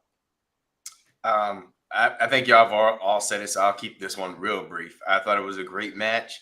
The only thing I would like to have seen different, I mean, I'm kind of like Russ. I'm not a huge fan of a strap match, but while they were doing it yesterday, a thought that popped across my head was, I wish they did it to where once you touch a post, it stays lit, and then it, maybe both of them can hit, 3 of the 4 posts, and you're down to that final post where it's really a battle, and it really would have kind of, added that extra drama, that extra suspense. But I mean, overall, the strap match itself, I mean, that they put on yesterday was great. That was just a thought that came to my head when the post kept resetting. But yeah, I mean, again, Mr. Xclusive said it. They're not done. Again, they're 1-1. I thought about that yesterday. I said, well, there's no way the storyline can just be over. They both won once a piece. So you got to have that third match, and they'll figure out a way to do it. I'm sure they will, because right about now, I'm sure Drew's in the locker room, breathe. I want to say Right. before all this is over, before they finally move over this story from Drew and CM Punk, I think the one match that definitely has to happen is Drew versus CM Punk versus Seth Rollins in a triple threat somehow, Correct. somewhere, and I don't care where. Yeah. So I think Seth Rollins is going to put himself back in this story somehow after he comes back and deals with Bronson Reed somehow. Yeah. I don't know how he's going to come back from that because he got flattened like a flapjack. Bronson But like, Tsunami. just Yeah, like Bronson Tsunami Reed. It's a I just think WrestleMania match, man. That triple I threat is a think- WrestleMania match. I think so. I mean, they did triple threat. They did high stake triple threat matches at WrestleMania before. So I think like this one, I don't think it could be for the title because Gunther right now is on a roll. Like that match last night was a perfect like first title defense for him. And like I don't think he's going to lose this match and lose that belt. Hopefully until the Royal Rumble, if not WrestleMania. Even then, I don't think he's going to lose that belt. Like I think he holds it for at least a year, especially after Intercontinental title reign. Like if you put that much into him there, you got to put some substantial time behind this title reign because he's been going for it for so long. And if he's known for anything, it's known for holding belts for a long time in WWE. The belt holder. Yeah, There's a belt it holder. really is. Call him the belt buckle, ladies and gentlemen. Just holding titles together, holding belts at all times. Oh man. So, we talked about that greatness of that match, man, because we could talk about that rivalry for days. But the next match that we had was the Terror Twins, Damian Priest and Rhea Ripley, going up against the Judgment Day, Dirty Dominic and Liv Morgan. Now, you want to talk about something where this match I thought was going to be a little interesting because, you think about mixed tag matches. Lately, I don't know if you guys have been noticing, but they've been allowing the women to really slam the dudes. I think I talked about it before not too long ago. A girl, Gray, on NXT had actually did a German suplex on, if I'm not mistaken, it was off of the Quarter Catch crew. Yeah. So that was crazy. Now we're seeing Mommy out here hitting dudes with her move. I mean, honestly, I'm all for it. Look, if you want to let the ladies do this, go ahead. But that being said, you gotta let the fellas do it too. Okay. But I mean, I haven't seen Randy Orton RKO a woman in years. Not to say I would love to see it, but we haven't seen. Look, we all. But I want to see it. Randy Orton hit RKO on a few women, and some people say if you let Randy Orton RKO Rhea Ripley a couple of years ago, then the Judgment Day wouldn't have been in the situation that they are now. And I highly agree with that. Sometimes you just need Randy good RKO for a reset in their life. But we want to talk about a great match. I mean, I loved it. I love the spots that they did. There was actually one specific spot that Liv had did. It looked like she was doing a mix of Rhea Ripley's finisher, kind of like she mixed in her own thing. And I mean, I can't even describe it. I don't even know if they had a name for this, but pulling off really good. I think her in-ring work is really developing to look really good. And I ain't talking Megan good.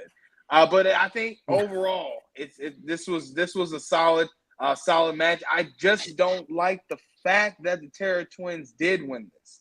I think in ways this did kind of make the Judgment Day look a little weak. I think opportunity to make the Judgment Day look extremely strong, especially when you got 5-on-2. So I feel like that makes general sense if you're going to be doing that. But I mean, to have the Terror Twins just wreak havoc, and I mean they're beating the hell out of 5 people alone. It's like, well, what's the point? Why do we even have the Judgment Day around? Why do we have Carlito? Why do we even have Finn? Because if these extra 3 people can't stop 2 people, this looks crazy. Now, I'm not going to get upset because a part of me does feel like, this was a missed opportunity. I think this was something that, I don't know, this kind of makes me think, okay, well, what about Liv Morgan's title reign? How is this going to make her look? I mean, of course, he can lose, doesn't matter. But when you got this whole hype, this whole train for Liv Morgan, and you're giving her this push, you got her on this revenge tour. Okay, we got it. The first few times when she was on this revenge tour, she lost. made sense. But when she won the title, when she won that title, she was on a huge climb, and this thing has been great. But I think now with this loss, this does hurt. This does hurt her revenge tour a lot, because you shouldn't have lost this. You're on a revenge tour. You should have been showing how good you are, and you should have shown how dominant and how much of a problem you are in the Judgment Day. But we didn't see that. So it is what it is. Mr. Exclusive, what are your thoughts, man? What do you think? Terra Twins tag team champions. That's what I think. Make it happen. I'm gonna keep preaching it until it happens, and it should happen. I mean, just make it happen already. But I think overall for this match, good match, good dynamic, good way to keep the storyline going. I think that part of it overall is what they wanted from this match, is to keep it going, because there's too many I don't even know how this. I'm still intrigued to see how they end this, because how does the Judgment Day move on from this at some point? Do they does the Terra Twins end the Judgment Day? Is that how this ends? At some point we know Finn and Damien are gonna and Priest are gonna go against each other at some point. We know that Liv and Rhea are gonna have another go at it for the women's championship. There's nobody else on the Raw roster going for that title right now. They're not even thinking about nobody else. So this storyline to me is gonna last a while. I'm just intrigued to see how they keep it rolling. Do Rhea Ripley and Damian get the help of Jey Uso. They've been friendly with them over the last couple of months, especially at house shows and stuff like that. And Damian yeeting and all that good stuff. And then Rhea yeeted at the pre-show at the pre-show in Berlin. So or at the kickoff. So at some point I'm intrigued how they kind of mix it. But the storyline's not going anywhere. No time soon. And Terra Twins for tag team champions. You heard it here first. Ding. Make them champs. Make them champs now. Now. Statman, what are your thoughts, man? What you think? Not gonna lie, I put on the pre-show for No Mercy in the corner on my phone, so I looked off a little bit just to see, checking on that.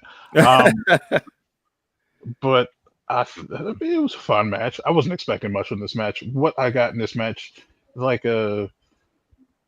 guess like when I used to work at Walmart, it's like this match was like a Vizio TV. Nothing special, nothing super great. You got what you paid for.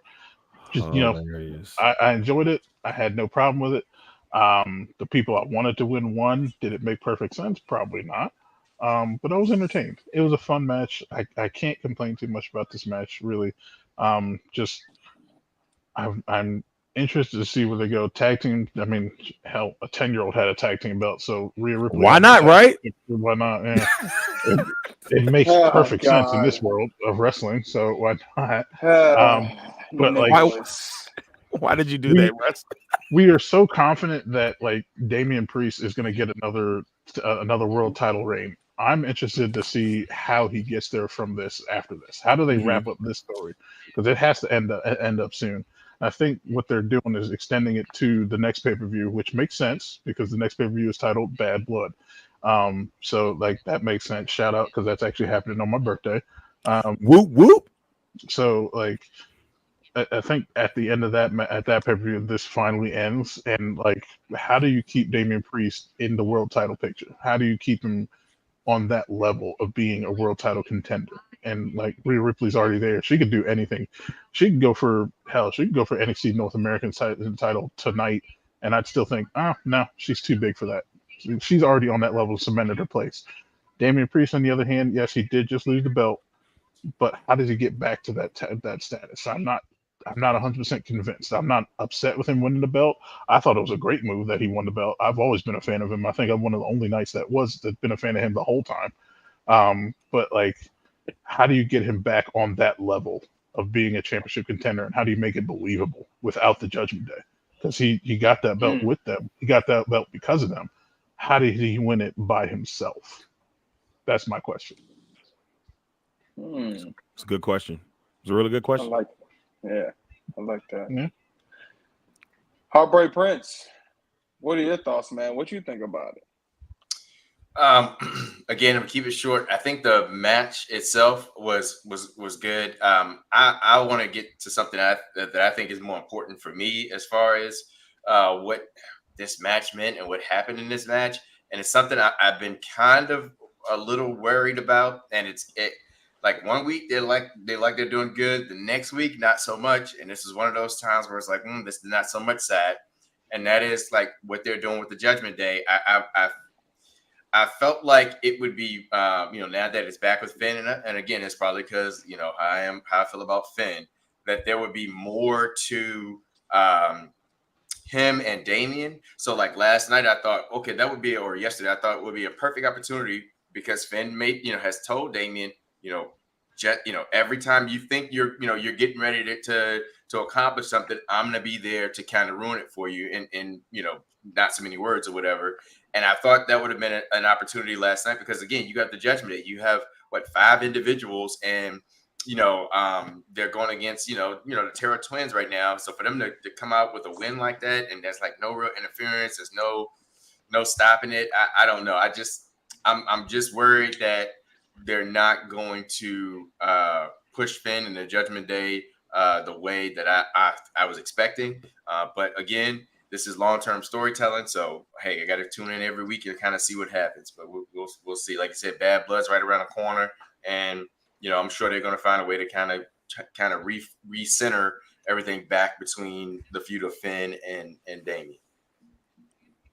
Yeah, I think so too. It's one of those things. I think I'm a little bit in the middle with it. I like the match as a whole. I just to see how they're gonna make the Judgment Day look strong. But we want to talk about the main event. We want to talk about the ring general. Getting another W. Getting the W against Randy Orton. Now, this again was a second match that we've seen from the last one of King of the Ring, which was another bang. People thought this was a little extra, a little too long. I think this was a great match as is. I think it was a very technical match. One thing that I spotted, I noticed what Randy Orton had on his gear, looked like it was the same gear that he had when he originally won the World Heavyweight title for the first time. So I don't know how he even got that ring gear. I don't know how he was able to even fit that or get that back on, but hey. So that was a nice little callback that I noticed that he did. But overall, I think the match was great. I think the crowd behind the match, just being behind Gunther, was really good. Even seeing Ludwig Kaiser. Honestly, I ain't gonna lie. I still know him as Marcel Bartel. That's how I know him. It's Marcel Bartel. Okay, giving Gunther the intro, just everything as a whole was just great. I love the match as everything was. I thought 10 out of 10. Don't want to see another one. I could, but we don't need it right now. We don't need it. I think they're doing great as is. But just give a little bit of my thoughts of what I thought about it. Mr. Xclusive, what are your thoughts, man? What do you think? I think once again, Randy Orton proves why he's a Hall of Famer. He's been doing this for so long. It's so funny to go back and look. I remember when Randy Orton first came out, I was in high school. I was a big Orton guy. My first ever wrestling event I went to, I had a poster that said "The Arrogance of Orton," because as soon as he hit you with on the top, I just thought it was awesome. So every time I was like, yeah, that's the arrogance of Orton right there. There's nothing like it. Seeing what Orton has been able to do over his career, being able to go from heel to face to whatever, he's been able to do everything great. Like, it's just been a masterpiece all the way through. Even in losing this match, like, I'm not disappointed that Randy lost because we saw him kind of pass the torch on in this match. Like, we got to see Randy Orton, do what a good veteran wrestler does, and that's put over the next great talent in the industry. So I want to really, in this time, just really give my shout out to Randy Orton because he's always had this great style, from Legend Killer on to now, from, Rated RKO, you name it. Even with old Matt Riddle, who I despise. I've never been a Matt Riddle fan. Put some shoes on while you're in the ring, my guy. But I just always not the shoes. Yeah, just put some shoes on, man. Like, it's ridiculous. But I've always just kind of respected what Randy's done in the industry, and Gunther put on a hell of a match, and it was just great to see him get that love in front of his crowd, because he rarely gets that type of love. I mean, the fans, they love his wrestling, but for him to get that type of love was good to see. So great match. Great job WWE going overseas and picking the right spots and picking the right matches when they go overseas to have. They make sure they do it right each time, and I can truly appreciate that. So just like I said, great match. But Randy, I want to thank you, man, because I know we're getting close to the end and nobody really wants to talk about it, but it's coming. No Diddy.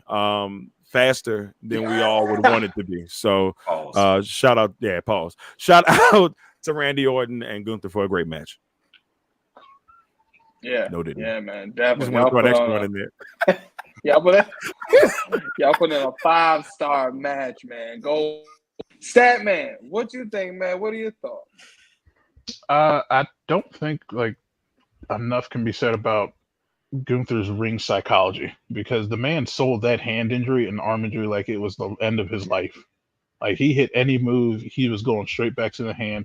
He struggled to get him up for the powerbomb. He was going straight back to the hand. The man is, God, he's just so goddamn close to being a perfect wrestler. He's so close that I can't think of what's missing to make him the perfect wrestler, except for, I guess, a long heavyweight title reign. But we're on the way to that, hopefully. But Randy Orton, there's just not enough time to describe how thankful we should be of him and the work that he's put in over the years. Apex Predator, I think we might have forgot Legacy Randy Orton with him and Cody and Ted Jr.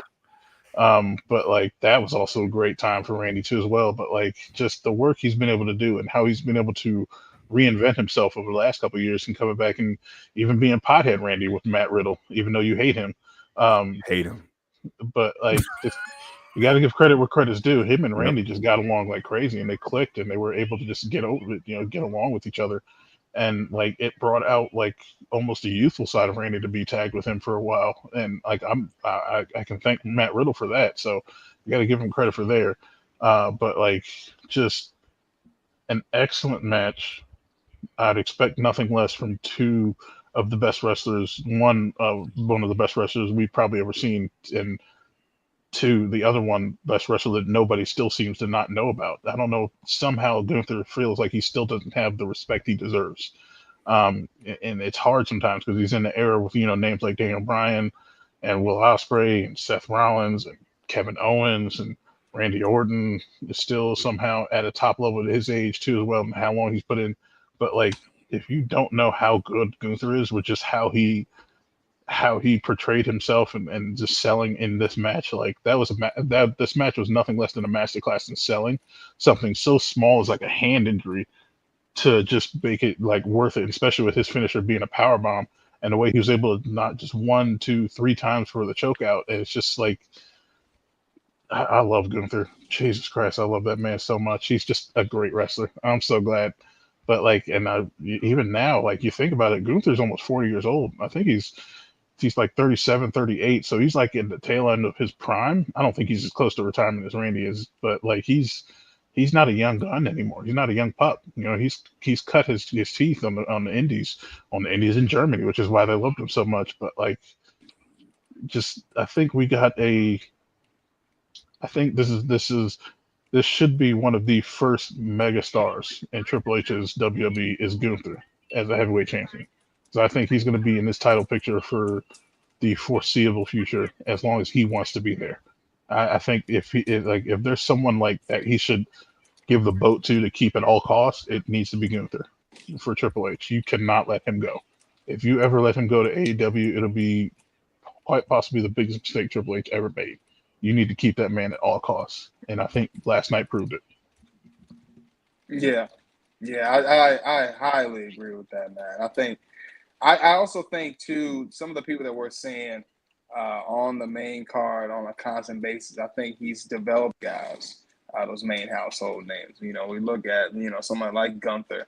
He's had multiple, great title reigns. You talk about somebody like Rhea Ripley. All those people there, I think he's establishing names and he's establishing just a solid roster that's going to stick around and be around for the long run. But, we know what Triple H has been doing on the main roster. I'm going to talk about some of the stuff that Shawn Michaels, or should I say Chef Shawn Michaels, has been doing lately. I mean, we want to talk about some of the stuff that's going on in this card. Now, let's go ahead. Let's break down to it. We got a little thing, we know no Mercy is about to happen in the next, less than an hour right now. So we'll be watching it. But of course, the first match we got up is Wesley going up against Zach Wentz. Now, personally, I know we've talked about this because it's just, it's Wesley, it is what it is. But, they had a little thing. They had a little, a nice little promo that they had together. I'm not going to lie, at points, I know we were talking in the group chat. We wanted Wesley just to stop talking. For the most part, it was a solid promo that they had against each other.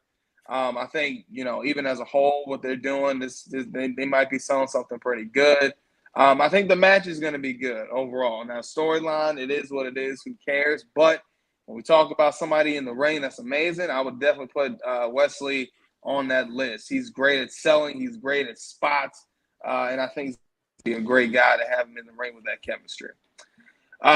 Heartbreak Prince, what are your thoughts, man? What do you think?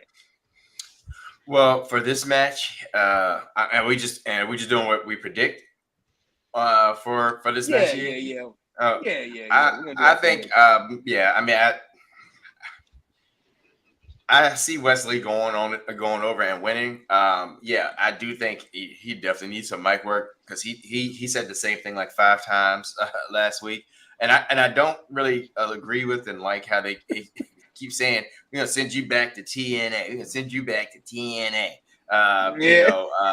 Because it was like, well, NXT is a developmental wrestling program, so it's not like it's the big leagues per se. And so I don't know why we're talking about it like NXT is above TNA. They're the same level, if not. I think TNA is probably a little bit more professional in the sense that it's professional wrestling, not necessarily developmental.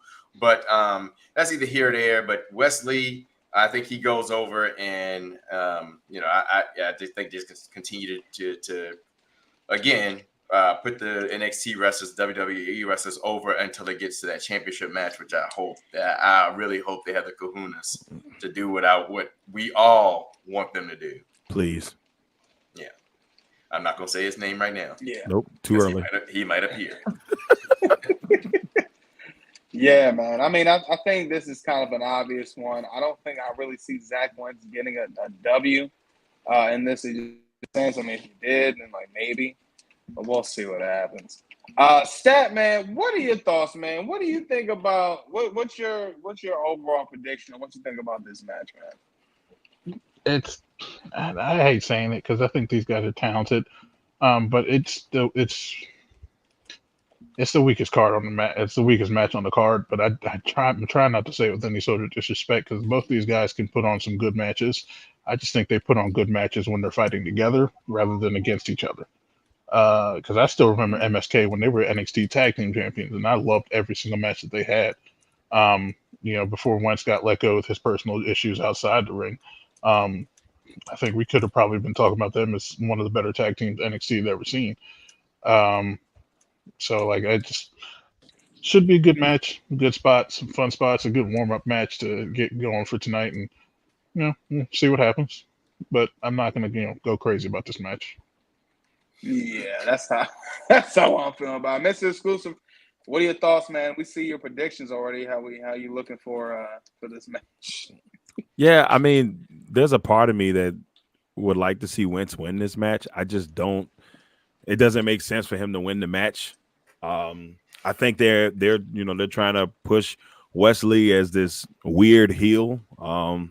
So I think that seeing Wentz win this match. Now, what I do like is that he's going to bring the TNA X Division Championship over there, and there's a part of me that hopes that Wesley has the cojones to be like, put that X Division title on the line, brother. And we get that match for No Mercy, which would be great. And what I hope comes from that is Wesley wins that match. Then what I hope comes later on, well, I won't say his name, but you know exactly what I'm looking for. Hey, that's all we really need to see. That man, look, that would be great. I'd do that, but we'll definitely have to see. Next match on the card, we got Chase University going up against Nathan Frazier and Axiom. Personally, now I've talked about this whole tag team thing. Nathan Frazier and Axiom. This is one of the ones I said is a joke, but they're actually a really good tag team. Okay. I don't think this match at all. Multiple reasons why. You just had Chase University win these titles not too long ago. It would not make any actual sense to take those titles off. And NXT is not known for really doing that with their tag titles, so I can't see them doing that at all. Mr. Exclusive, what are your thoughts and your predictions on this match? Well, I'm going with Chase U, man. I mean, look, they've got a quirkiness to them that I just enjoy. There's something about them that's just so cool, and it's corny, but wrestling is corny sometimes, and that's okay. Yeah, and I like them as a group. I do like Frazier, and I'm not even going to try to destroy my man's name because every time I see it, I get nervous. But A-Man X, what would you call him? X-Man? Axiom. Isn't that digestive medicine? Axiom, but that's that might be heartburn medicine. But what I will say is that I think Chase U wins. As I agree that it's too early for them to lose these titles. They just got the belts. But I mean, we've seen a lot in WWE, and we do know that somebody is losing the title tonight. We just don't know who. That's the way I wouldn't be surprised if I don't think it'll be multiple people, but someone will lose the title tonight. So I'm going with Chase U winning this one, and help keep the NXT Tag Team division rolling along. That's what I'm talking about, man. Statman, what's your thoughts on this, man? What's your predictions on it? I think this probably could be a contender for match of the night. Unfortunately, Obafemi's on the card, so that probably this match will probably take that one. But tag team matches are always somehow like 4 or 5 stars at the very least on NXT takeovers or whatever you want to call them. NXT pay-per-view tag matches are always top notch. So I'm just looking forward to the match. I mean, I picked Chase U. Same reasons you're already saying. They just won the belts. Frazier and Axiom just had the belts a couple months ago. I don't think they're going to play flip-floppy. I'm 100% convinced that this match is going to be an amazing match. So that's what I'm most excited to see. Yeah, definitely, man. Heartbreak Prince, what's your thoughts on this, man? What's your predictions on this? I got the U. That's all I got to say. It's going to be a great match, but I got the he ain't U. talking about Miami. And I ain't talking about Miami. Not talking about those pains. Oh, man. Yeah, I mean, I think when we look at this, man, this is going to be a great tag team match. Definitely going to be non-stop action. That is one thing. When it comes to Chase U, they do have really good matches. And again, Nathan Frazier and Axiom, I mean, they're really good guys. I think they definitely turn up that tag team division. Next on the card, we got good old Lonnie Jordan going up against the wacky wavy flame or flame. No, I'm just joking. Hey, yo, stop playing. Chu. Well, we got Wendy Chu. Now, I'm not gonna lie. My prediction is for this, I don't see Wendy Chu winning at all. I definitely think Kalani wins this. I know some of y'all might be thinking, man, have y'all even choose opponents? Yes, we have. Okay, just not right now. These are just obvious ones. You can tell. If Kalani loses this, that would be crazy. But I don't see her losing this. I mean, again, she just had another title defense against Rosemary, which had a great debut on NXT this week. But again, I mean, I think they're trying to really make this title prestigious. Not going to take this title off of Kalani just yet. I think they're still going to give it some more time. But we'll see. I mean, if Wendy Chu does get this W, that would be crazy. But again, logically, I don't really see it moving from Kalani. Mr. Exclusive, what are your thoughts on this match? What you think? I personally, it's hard for me to go against Kalani in this one. I really do think they're continuing to build her up. And I don't think Wendy's the right person just yet to take the title from her. Based off of, kind of just like all the contenders that they've had in the mix over the last couple of months. But I do like Chu's new character. There's a lot of people that don't like it because they're always Alexa Bliss or whatever there. But I think it's fit her pretty well. And I kind of think, I'm always destroying names, but is it Paxley, correct? The young lady that got attacked a couple weeks ago, that Wendy Chu kind of beat, and they were supposed to be second cousins, but they're not no more. I feel like she gets involved in this match. I feel like she gets involved in this match, and she helps Kalani win and costs Chu in some form of the fashion. But I got Kalani. Go, Jordan. That sounds. Heartbreak Prince, what are your thoughts, man, on this prediction? Yeah, I think Wendy Chu is going to receive Kalani Jordan's Jimmy Chu, and that's going to be it. She's going to get the boot, and Kalani's going to keep the belt, and we're going to move on. All right, that's what I'm talking about. Stat, man, what's your thoughts on your predictions, man? Same as everyone before. It's too early for Kalani Jordan. New belt, they got to keep it on her for a while. Wendy Chu's not a name I would think to take it. I think Michin or Sol Ruka still would come back around and maybe take this belt from him. So I don't think Wendy Chu's the one. Although I will say, I don't know if Rosemary's still in the building. That could make a difference. So who knows? Yeah, we'll definitely have to see. I think definitely for sure, Kalani Jordan's definitely going to come out on top of this. But the next North American title picture that we got on the card here is good old Oba Femi. Woo! Over against. Oh man, I was gonna bark too. Going up against the Don T, Tony D'Angelo. Now, I'm not gonna lie. The interactions that Oba Femi and Tony D'Angelo has been having has been a little. It's been great. I like what they've been doing. They've been having a little slight, things going on here and there, and then it actually came around full circle. To be honest, though, I love Oba Femi. He's had great title defenses. I mean, honestly, I can't see him losing, but there is a chance because if we talk about someone that might lose the title, it might be Oba Femi. But I'm going to still stick with my pick on this. Heartbreak Prince, what are your thoughts? Because you got that one defining Don right there. Man, it was very hard for me to go against one. This is where I started getting excited about the matches tonight. Is right here.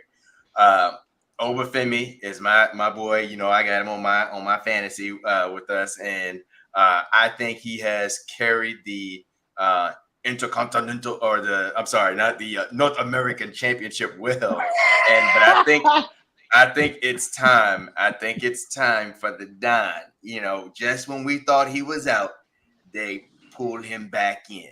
And I think it's time for him to go ahead and get this North American Championship and let Oba go for the NXT Championship. And I think it's tonight's the night. I think it happens tonight. The journey for both of them starts tonight. Yeah, I definitely agree. I definitely agree with you on that one. Statman, what are your thoughts on it, man? Your predictions? I think Oba Femi's at this point for me, like I don't know when he's gonna lose. Like he's gonna lose eventually, but like I'm probably not gonna predict it right whenever he does lose a belt. But like if he does lose, I think out of everything tonight, this is probably it's either this or the next match that I am the least like confident about my pick. Like the rise that Tony D'Angelo's been on over the last year or so, it's been pretty substantial. Like that Heritage Cup or title reign, and you can't see me put that in parentheses or quotations because that's barely a title. But like he's just been on a good run over the last couple months, especially just the tag team belts he had a couple months ago, the Heritage Cup. And just he's such a good, likable character. The way he's been steady. He's been probably, I'd argue, he's been one of the most rock steady guys they've had in NXT over the last year. And just the way he's been going, and he's on a steady rise. He's earned his keep, and I think it's almost time for him the belt. I don't want to pick against Oba Femi just because that dude is just that dude is for real. he's the truth. Yeah, like, I really do enjoy He's a Obafemi's beast. entrance. Little, yeah, man. when he looks Like, up and he does that little two quick jabs. Yes. it's intense, man. Like I'm like, Jesus. he's to the point where it's like I'm afraid they might screw it up when they put him on the main roster. Because like I love him so much right now. Me I'm too. afraid for his future there. Yeah. I really wanted to see him go for the NXT title. Yeah, I think that's the next big thing for him. And Oba is legit. I mean, he's put on great matches from big to small, just versatile. He reminds me. I'm not gonna say he reminds me, but I put him in that category of Gunther, where he's a big dude, but he can go with the smaller guys and sell like Brock Lesnar, that type of stuff. And he just puts on great matches. And I want to see more from him. I think he has done the North American Championship well. And I mean, he's even great on the mic. I mean, I really can't find a flaw with Oba at all. Ooh. And so, yeah, I mean, it hurt me tonight. I said, if there's going to be one upset tonight, I wouldn't be mad though, because it is the Don.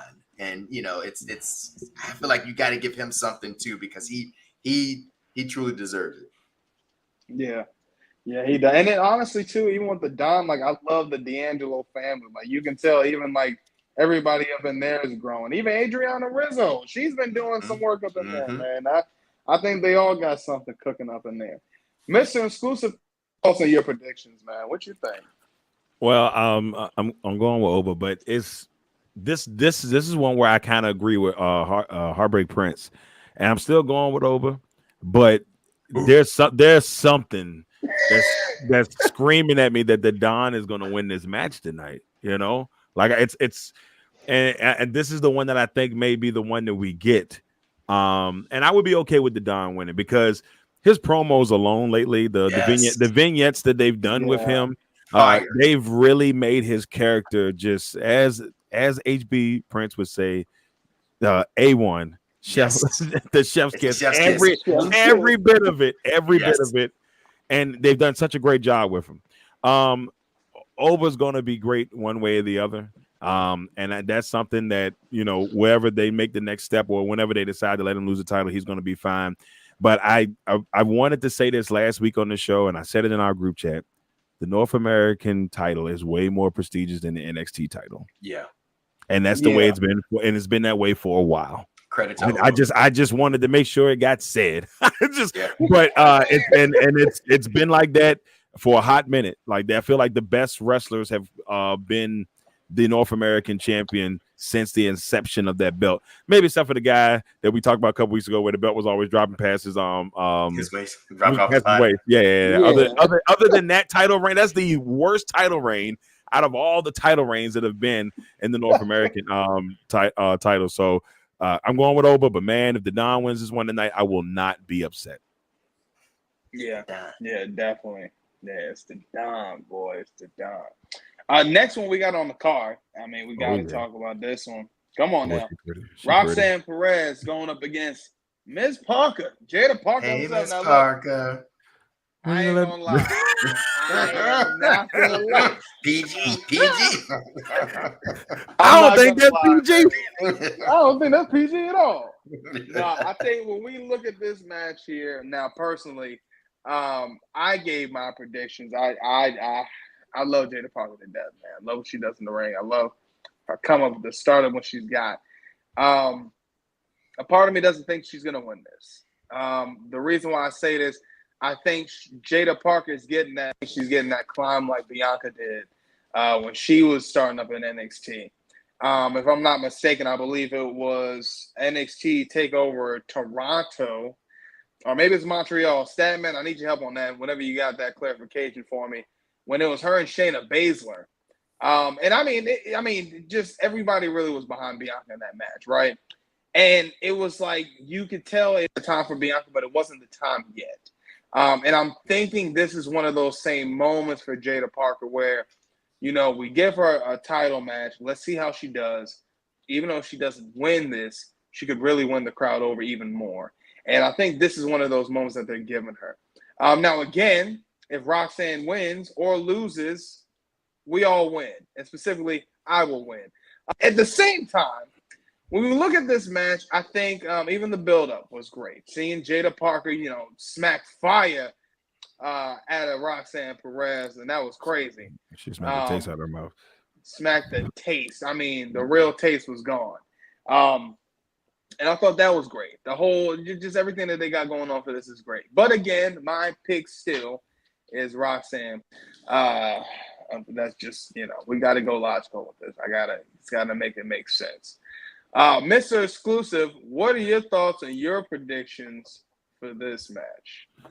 Man, this is one where I want to be exactly where Garden State Warrior is. I love Roxanne. I do. I really do. Roxanne. And yeah, I want to be your man. I mean, I'm just throwing it out there for security purposes. But I really do think this could be the match of the night. Like, this really could be the match of the night. I think that Miss Parker has done such a really good job lately of doing her thing. Like, she, some people just have it. We talked about with Oba, where his charisma, his swag, everything, it just works as a wrestler. Miss Parker has the exact same thing, and it's crazy how her come up has just, flown over the last year. So I'm, as much as I talk all this hype about Parker, but I still pick Roxanne because I think Triple H and them still have big plans for her. But what this match will do, as we spoke about when we were talking about, the gauntlet match a couple weeks ago, it's going to help push her to higher heights. Like, people are going to want her to be champion even more now if she doesn't win. If she wins, great, people are going to be happy, but I think that they're going to want people to yearn for Miss Parker to be champion. So got Perez, but Miss Parker, I'm in your corner. Heartbreak Prince, what are your thoughts and your predictions, man? What you think? To make it quick, I know we I feel very much like Garden State, where I wanted Jada Parker, but I feel like when it comes to the NXT Women's title, generally once they get the belt, once a female gets the belt, they have these long reigns, and I think that continues. So that's the reason why I went on and said we're going to go ahead and put Roxanne, over the top here, because she probably won't lose it until she's getting ready to get called up to the main roster. Yeah, that's how I'm feeling, man. Statman, what are your thoughts and your predictions? Because you were the only one that picked Jada Parker. I think it's her time, man. I wasn't convinced until I saw her actually slap her that hard, because that she sold the hell out that slap. That's still ringing in my ears. But the only thing that's really kind of like making me second guess my pick is the little like interaction she had after the slap, where she was talking to someone off camera. And I've heard it could have been like Stephanie Vaquer or someone else returning, and some other big name. And it's just, that's one thing that's kind of making me second guess my thought, because like, if you're bringing someone else big, you probably want an established champion for them to go against, and for them to take the belt off the established champions. That's the thing that's kind of making me second guess my pick. But like, I think it's Jada Parker's time. I think she's been on the come up, like you said, and it's her time, man. Like, they need more stars in NXT, and then like, we haven't seen too much of Roxanne without the belt per se. I think, but I think she's almost ready to go up to the next level, almost there. I don't know if she's quite there yet, but I still think we need to see what she's like without the belt for an extended period of time, to see if she can still establish herself as an actual main level person, an actual star. Yeah. And I just can't say it enough, but I think it's Jada Parker's time. Yeah, I agree, man. I definitely agree. I think it's definitely her time. She's on that come up, man. She really is. But we gotta talk about the last match of the night that is coming up, because we got NXT coming on. We got No Mercy coming on in the next 10 minutes. We got Ethan Page going up against Joe Hendry. Now, I'm not gonna lie. This is one of those where I'm on the fence as well. I picked Ethan Page for this because we know that Joe Hendry is a TNA Impact guy right now. And we haven't seen them do too many risky things when it comes to I just looked at all these. I know, I'm reading it too. And they haven't done anything with the TNA, anybody from Impact, and having them win the title. We've seen Jordan It's Roxanne Perez. You know, we obviously seen how she, you know, beat Jordan Grace. So we knew at that point, you know, they weren't going to make that step yet. But this could be the possible time. If they do it, they got to do it right. If you have Joe Hendry win this title, then you please don't make this a floozy. Don't make this look bad. If you're going to put this on to make it look good. But a part of me, I said I still think it's going to be all ego. I think either for Joe Hendry or you know, something might, you know, come about for him. At the end of the day, I don't think they're going to take it off of him that fast because he did just get it like 2 months ago. But again, Trick unfortunately had like a 2-3 month title reign, so we'll see what happens. Statman, what are your thoughts on your predictions? I think like Joe Hendry's hot right now, I have nothing against Ethan Page. I have nothing personal. I think he's an amazing champion. I think he's a great wrestler. I just think there's just something behind Joe Hendry right now that if they really want this partnership with TNA to mean something, they have to have one of their people do something in WWE. And I can't think of anything bigger for a TNA person to do than win the NXT championship. And I can't think of anyone else on that level in TNA that could actually make sense to win the NXT championship than Joe Hendry. He's just on that level of just popularity, and I'm hoping for the biggest shock of the night for this to be it, and I can't wait for it to happen. But I'm not gonna say I'm upset if it doesn't happen, but I'm hoping they pull the trigger on this. Like, I trust Shawn Michaels to make the decision that almost every fan wants. And I want to see it. I just need to see it. I really do. Hey, I hear you on that one, man. We'll definitely have to see. Mr. Exclusive, what's your thoughts on your predictions, man? Say his name and he appears. I believe in Joe Hendry. I need this. If I had to go straight professional on this, I'm like, okay, this is all ego all day. But I've been a big fan of this gentleman for a year. I discovered him a minute ago when nobody was talking about him like talking about before he became super big. I am on the Joe Hendry train. And I am there for it.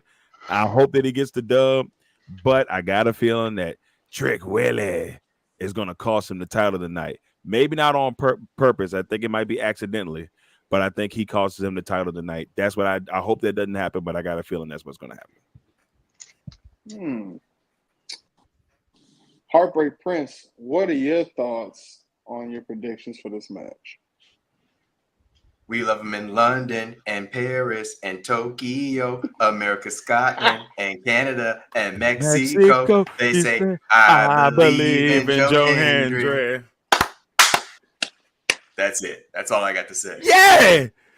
He believes in Joe Hendry! That's all I got to say. Yes! Joe Hendry. That's it, man. That's it. They're going to break my heart. Well, look, man.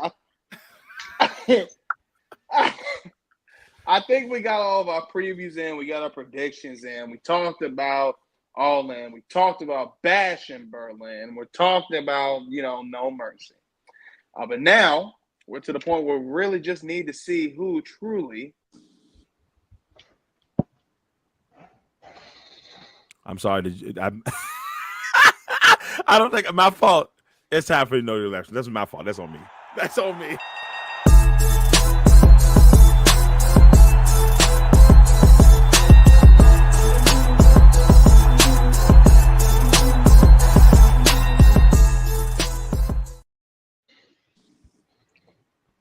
Oh, dang. He's gone now. Okay.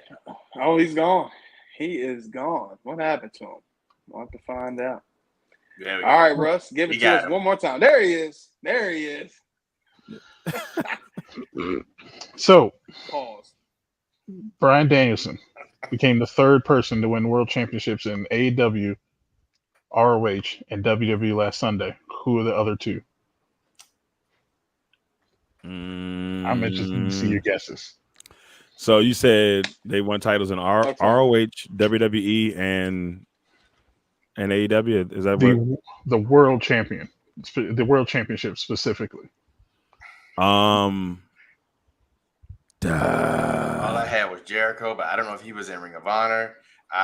It could be AJ Styles. I was thinking Samoa Joe, but he never won the world champion. So that's why I was like, I don't know. This is a good one. Oh, okay. Well, Because you say WWE, so I'm trying to think who won the world championship. I mean, unless you count NXT, I would say Samoa Joe, but yeah, I really, I don't know. I don't know. Yeah. I really don't to. So one of my answers I got is CM Punk. CM Punk, I'm pretty sure, if I'm not mistaken, won the World That's a good one. Ring of Honor and AEW. Yes, so that'll be one. Now I don't. That's the only person I could think of. Because I can't think of nobody. Because Dean wasn't in Ring of Honor, I don't think. Nope. Yeah, no, I don't. Moxley. No. I will say CM Punk is correct though. Oh, Daniel Bryan. What about Daniel Bryanson? He said so. Brian Danielson. Sorry. So you said what's the question? Huh? He's the basis of the question. He's the basis of the question. Dang, yeah. I'm sorry. My brain is dying. Gosh, I'm trying to think. I'm like, who is this extra person? I don't know. It ain't Swerve. It's not Chris Jericho because I don't remember him winning. I don't remember him winning the Ring of Honor title, the world title. Yeah, this one got me. Or did I have he? No idea. No, I mean, that's up to you guys. Do you guys have a collectively give up? Because I'll tell you. Yep, I do. We do. Yeah. Yeah, go ahead. So I'm trying to remember the exact date, and I want to pull it up for proof because this person was seen on TV with it. It was because I feel bad for forgetting the actual date. It was Dynamite Grand Slam, where Chris Jericho won the ROH belt and became the second man to do it, the first man to do it. So okay. So there you go. Hey, it's Chris Jericho, the learning tree. Hi guys. The learning tree. Hi guys. He was the one who took the belt off of Claudio Castagnoli. Claudio. That's right. It was Chris Jericho and CM Punk. Very nice. Very nice.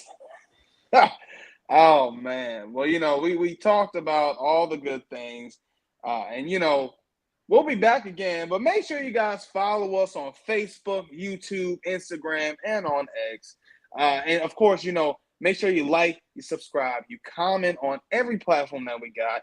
If there was a subscribe, we're always dropping stuff throughout the week. And you never know, might be back again tonight for something. We'll see. But I'm your host, Eric Knight. We got the Heartbreak Prince. We got the Stat Man. And we also had Mr. Exclusive. Somehow he's gone, but I know he'll be back. But thanks again, everybody, for watching the Exclusive Nights. Exclusive Nights, and your nights will never be the same.